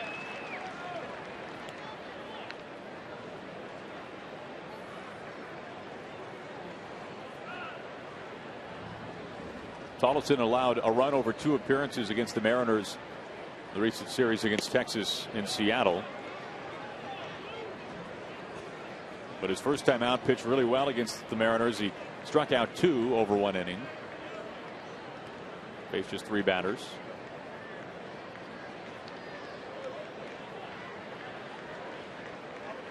His 2-2 gets him swinging. Jackson down on strikes.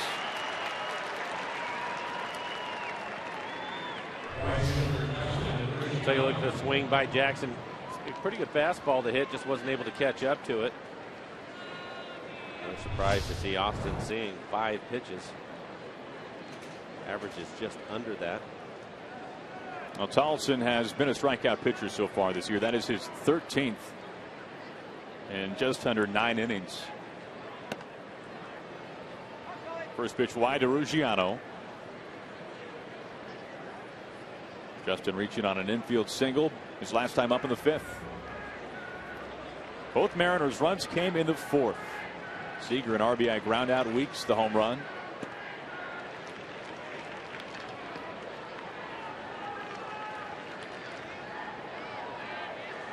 Mariners so far this year 3-1 against the Rangers. In fact, the Mariners have won 8 of their last 12 games against Texas, dating back to last season. Ruggiano in the driver's seat here, 3-0.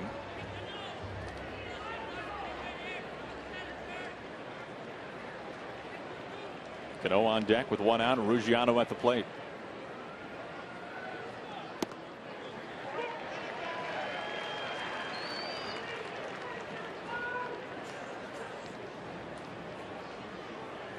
Mariners have been retired in order the last 3 innings. And overall 5 times in 7 frames tonight. Must be some deception to Tollison. Because when you get into a 3-1 count and you have Cano waiting on deck, Ruggiano's been around long enough. He knows he's going to get a fastball there and still wasn't able to square it up. And it was down a little bit, but in the middle of the plate.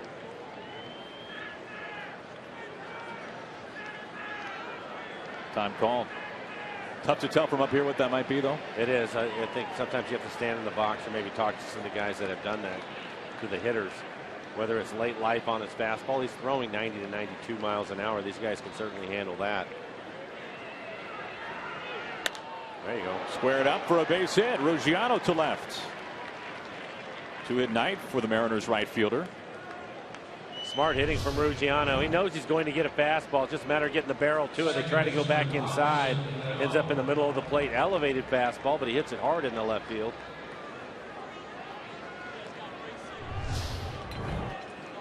The Rangers have 1 left-hander in their bullpen. Claudio, we saw him last night. He was just called up. He's getting loose in the pen now.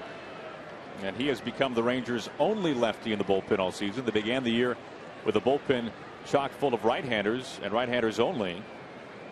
But with Tanner Scheppers being optioned down to AAA Round Rock before last night's game, Claudio called up.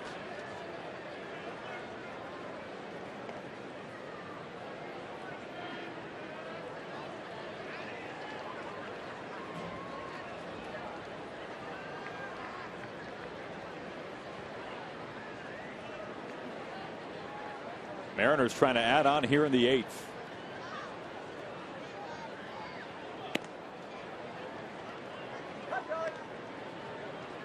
Cano 0 for his last 12.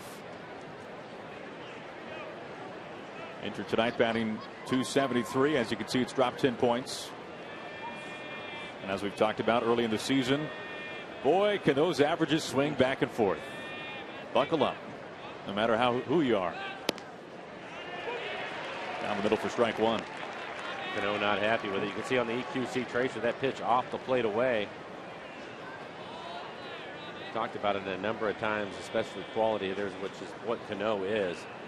Makes his job a little bit tougher, 1-1 as opposed to being at a 2-2 or 2-0 count. The classic down the middle, but way outside. Close at first base. Ruggiano just gets in there by a fingernail. They're going to pay attention to him. He had a stolen base last night and had a stolen base back in the 5th inning tonight. Gets a pretty good lead. He looked as if he was leaning towards second. An excellent job of getting back just in time as Rosales puts the tag on him. Now you can see Jeff Bannister at the dugout steps. And he's going back in there. I thought it was pretty clear that he was safe. Close, but certainly safe.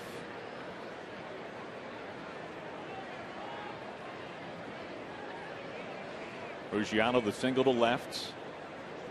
He's on base for the 2nd time tonight, and more than that, the 4th time in this series. Reached base twice with 2 walks a night ago.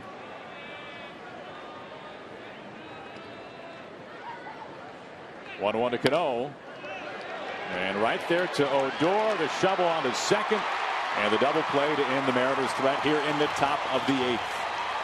So once more, the Mariners are retired in order. That's the 4th straight inning.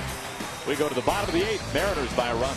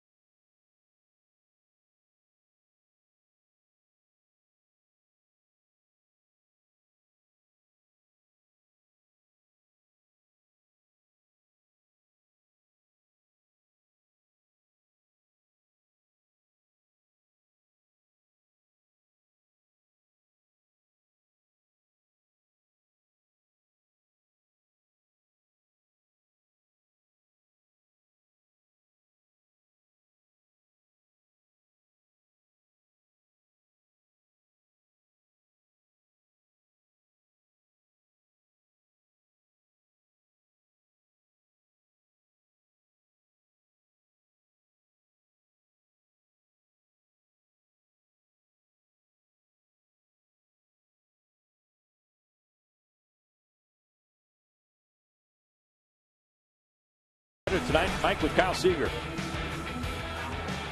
And we'll take a look at Kyle Seager at third base as he charges and makes this play about as well as anybody. It's one of the reasons why he was able to win the Gold Glove last year, but charging the ball, get rid of it quickly. A little bit of help from Logan Morrison over at first. So well done by both those men who are holding down the corners of the infield for the Mariners tonight.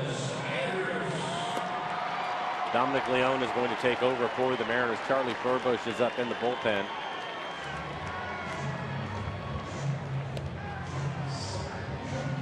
There's a look at Charlie. Fielder will be on deck. You have Andrews up, the right-handed hitter. Then it'll be Fielder, the lefty. For Dominic this year, his 6th appearance. 7 innings, 3 strikeouts, 5 walks. Opponents hitting just 160 against him. The left fielder, Dustin Ackley, taking over for Ricky Weeks.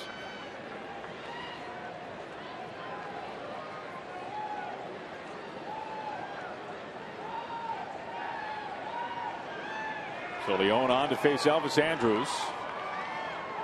Hitless so far tonight, and strike one from Dominic.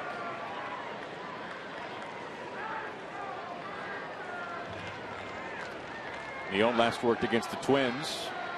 2/3 of an inning, 2 runs. Back on the homestand. Quickly had 0-2.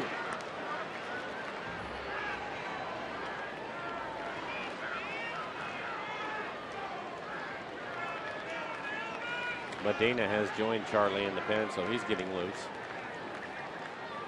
Leone trying to make quick work of Elvis Andrus. Right back up the middle, and Andrus screams it into center field.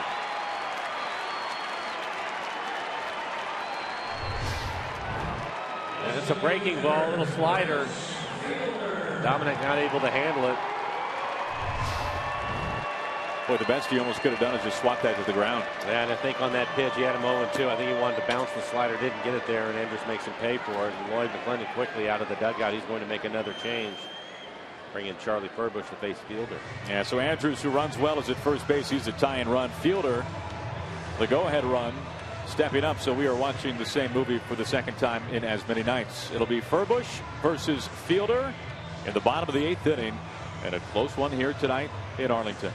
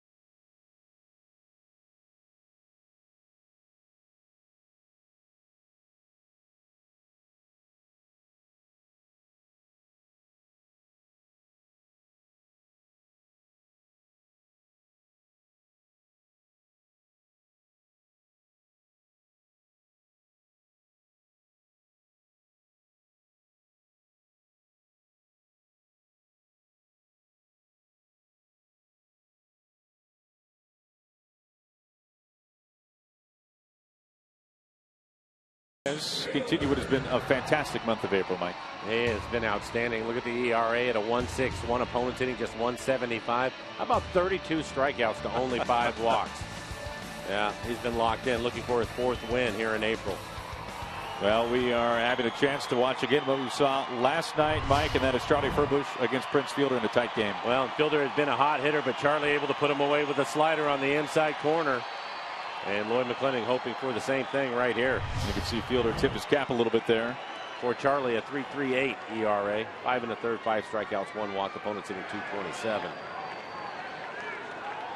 Charlie has a good fastball. He will be in the low 90s with his fastball. Also using the slider. Most of the time they'll try to throw his slider off the plate away to the left-handed hitters, get him to chase it. And you can see Fielder 1 for 6 against Charlie.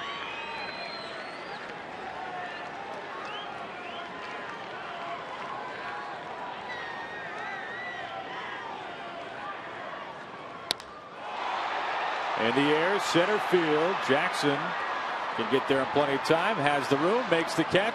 Andrus will tag, but have to get back to first base. So Charlie Furbush, 1 pitch is all it took. And he disposes of Prince Fielder. Well, he challenges him with a good fastball in the middle of the plate. And he gets away with it as he skies it out to center field.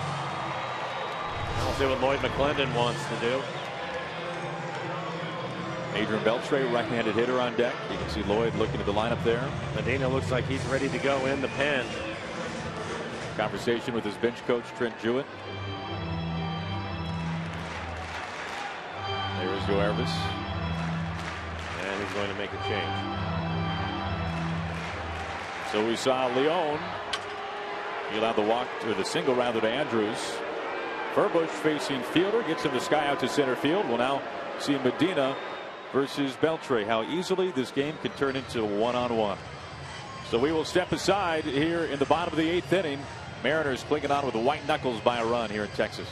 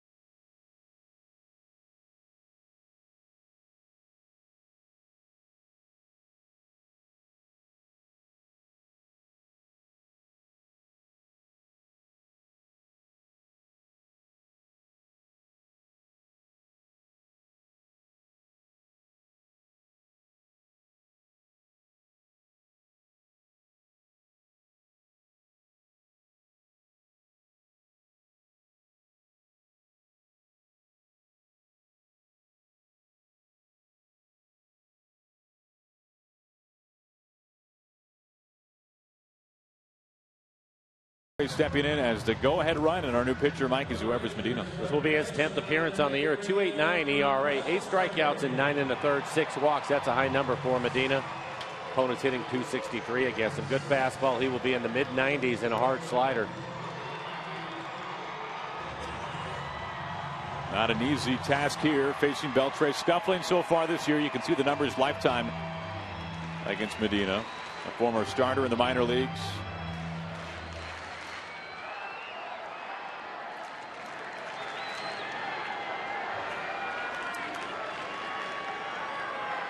One out, one on. Big spot here. Not close for ball one. He needs to make some quality pitches to Beltre. Even though Beltre, when he came into the game, was hitting just 197, he has really been heating up over the last week. 1 for 3 in this one tonight. There goes Andrews. High fly left field. Ackley nearly on the warning track. Waits a long while, and it's there for round number 2. Take a look at this last pitch from Medina. It's a fastball. You can see on our EQC tracer right on the inside corner, but it was elevated. Medina fortunate in a couple of respects. What if that one stayed in the ballpark? And it was a really good jump by Andrews at first base. I think he had it stolen easily. Had to go back after the catch by Ackley. So after the leadoff single by Andrews, fielder out to pretty well deep center field. Beltre out certainly deep to left. Farquhar ready to go in the bullpen.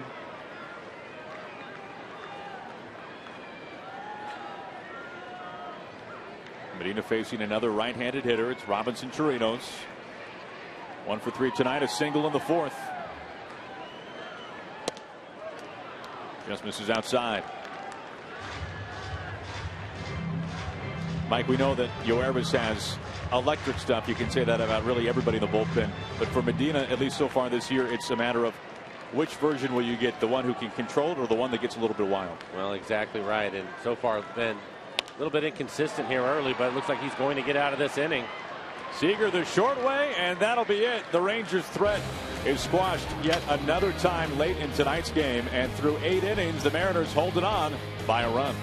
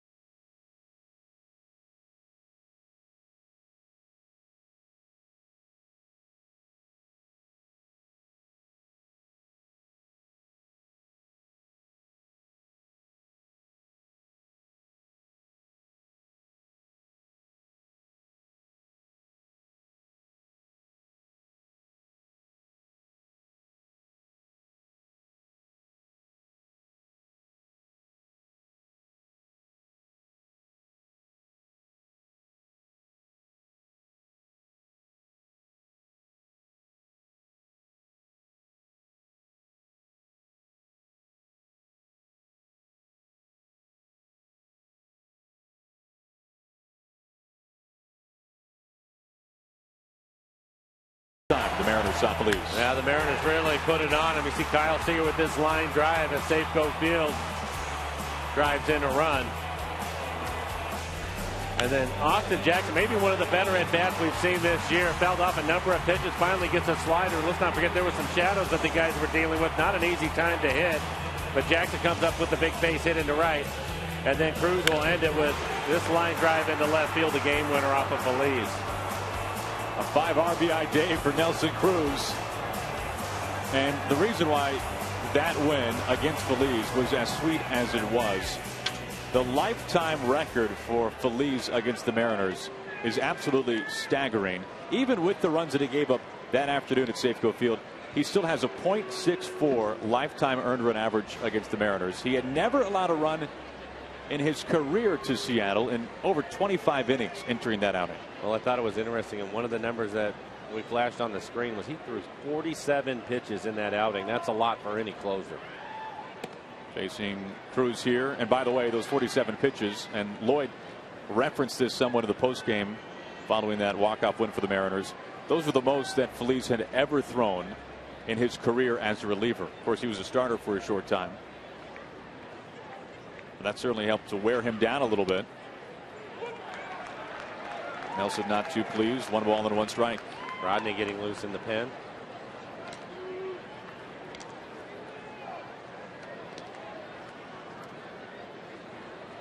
This would be 3 straight days for Rodney when we go to the bottom of the 9th.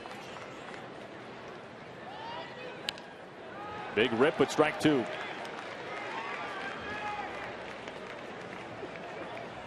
I think that's one of the reasons why we didn't see Carson Smith in this one tonight. He'd pitched a couple days in a row. Much younger pitcher, and I think Lloyd wanted to stay away from him if he could.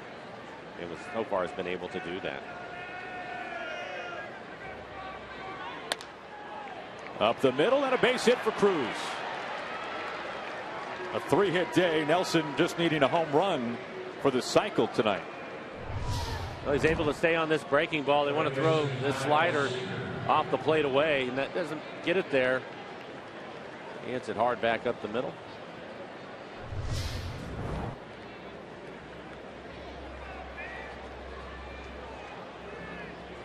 We'll bring up Kyle Seager. Kyle 0 for 2. He walked in his last at bat. That was back in the 6th inning. So Cruz a double in the 2nd, a triple in the 4th, a single here in the 9th.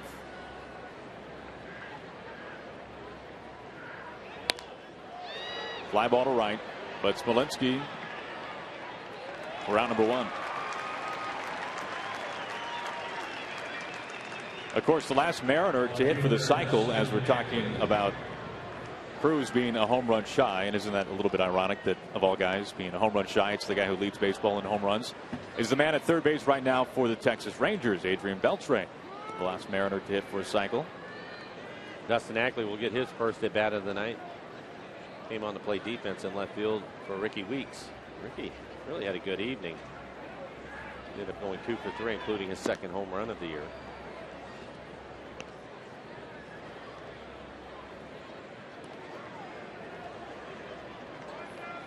Tough go of things for Ackley against Phillies lifetime, as you can see. He's not alone.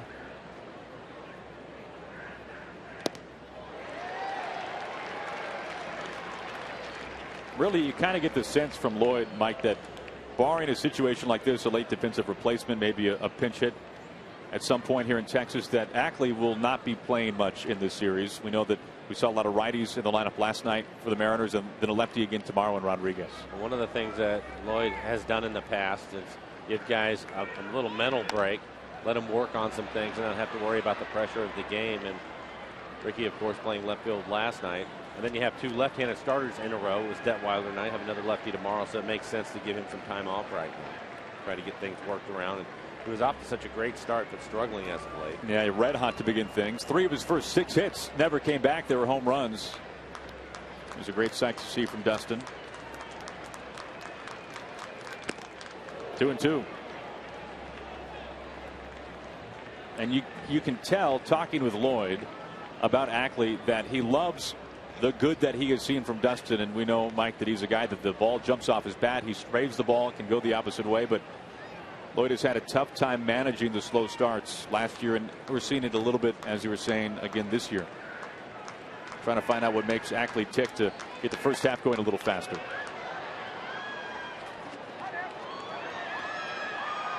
Well, they thought they had it turned around again. It's been lately that he has struggled, so hopefully he can get it going in the right direction again.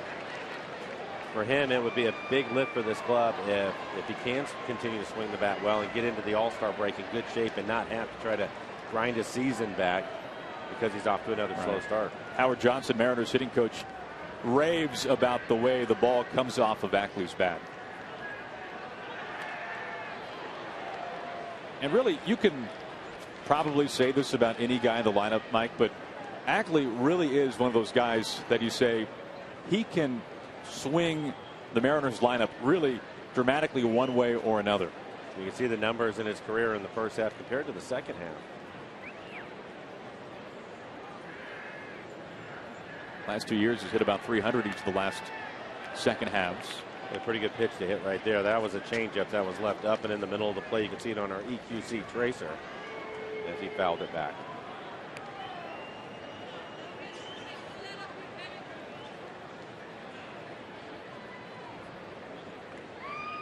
So 8th pitch of the at bat coming up.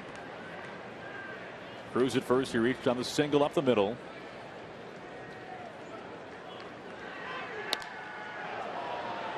Martin in center field. Out number 2.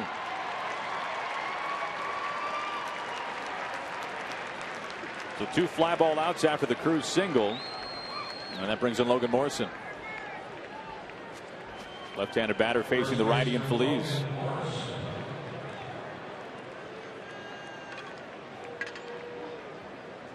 The Mariners have had some really brief offensive innings in this series so far.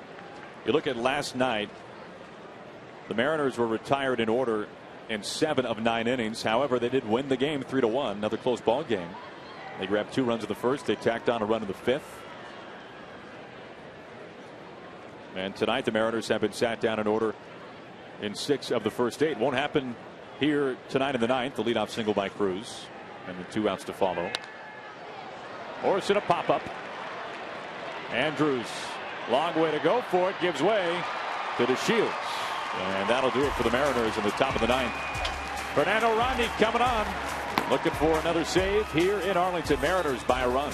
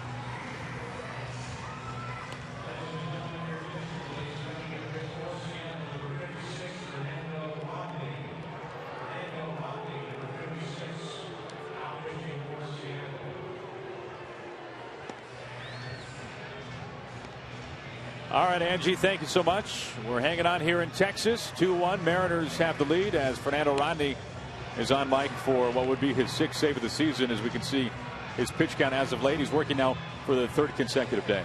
Right, and I think if you look at it, he had a nice break in the middle where he didn't have to pitch. But on Sunday, 20 pitches, and of course last night threw another 19. So 66 pitches on the week for him. 5 saves and 6 opportunities for Fernando. 8 1/3, 8 strikeouts, 6 walks.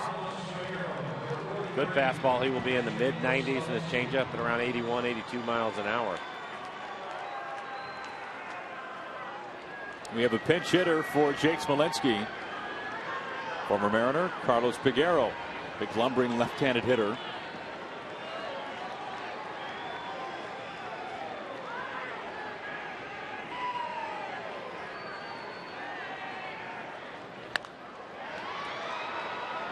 Strike one, fouls off the first pitch.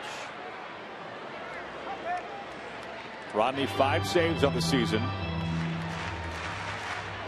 5 out of 6 tries. Last night stranded the tying runner at first base. Faced 5 batters in the Rangers' 9th. Gave up a single and a walk.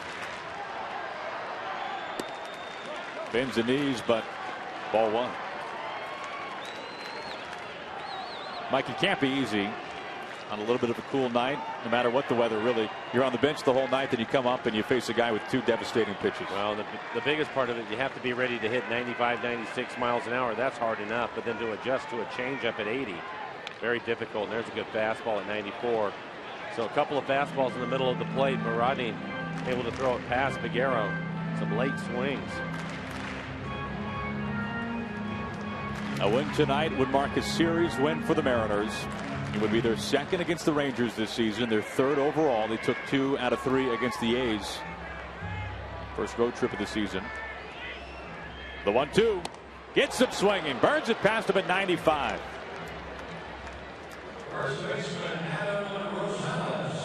Well, the workload doesn't seem to affect Rodney. This is a really good fastball going right at him on the inside corner at 95 miles an hour.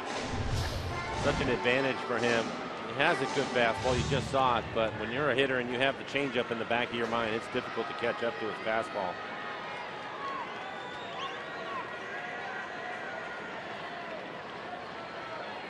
Two outs away from a win. Now Rosales. Ball 1.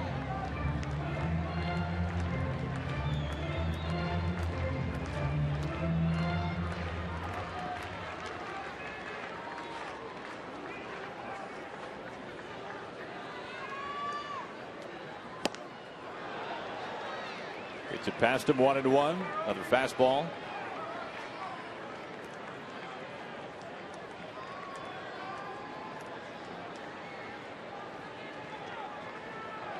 Rodney leading baseball last season with 48 saves.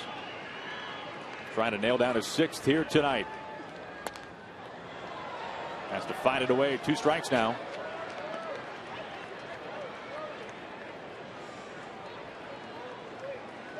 You have to think, Mike, for a guy like Rosales, when you have 2 strikes against you, against a guy like Rodney, that's when you start to have to guess a little bit. Well, and it's so difficult. Even if Rodney, after seeing those fastballs, were to tell you he's going to throw his changeup, if he locates it down, it's going to be difficult for him to lay off of it. Gets him looking. Fastball again. First 2 sat down. His best fastball, 96 miles an hour, right at the knees.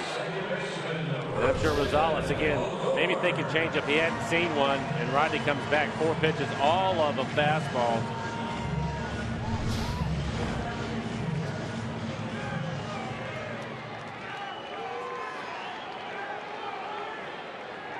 Here is Odor. If he can reach, Shin-Soo Choo is on deck. Kyle Seager playing even with the bag at 3rd, trying to take the punt away. First one to Odor, up and in. That'll brush you back at 95. We'll see Felix tomorrow. And if Rodney can close the door on this one tonight, you got to feel pretty good about a chance for a series sweep with Felix on the mound. Soft pop up. Miller's play. Brad is there. 1, 2, 3. The Rangers go down in order. Rodney lets the arrow fly. That's his 6th save of the season, and the Mariners have claimed a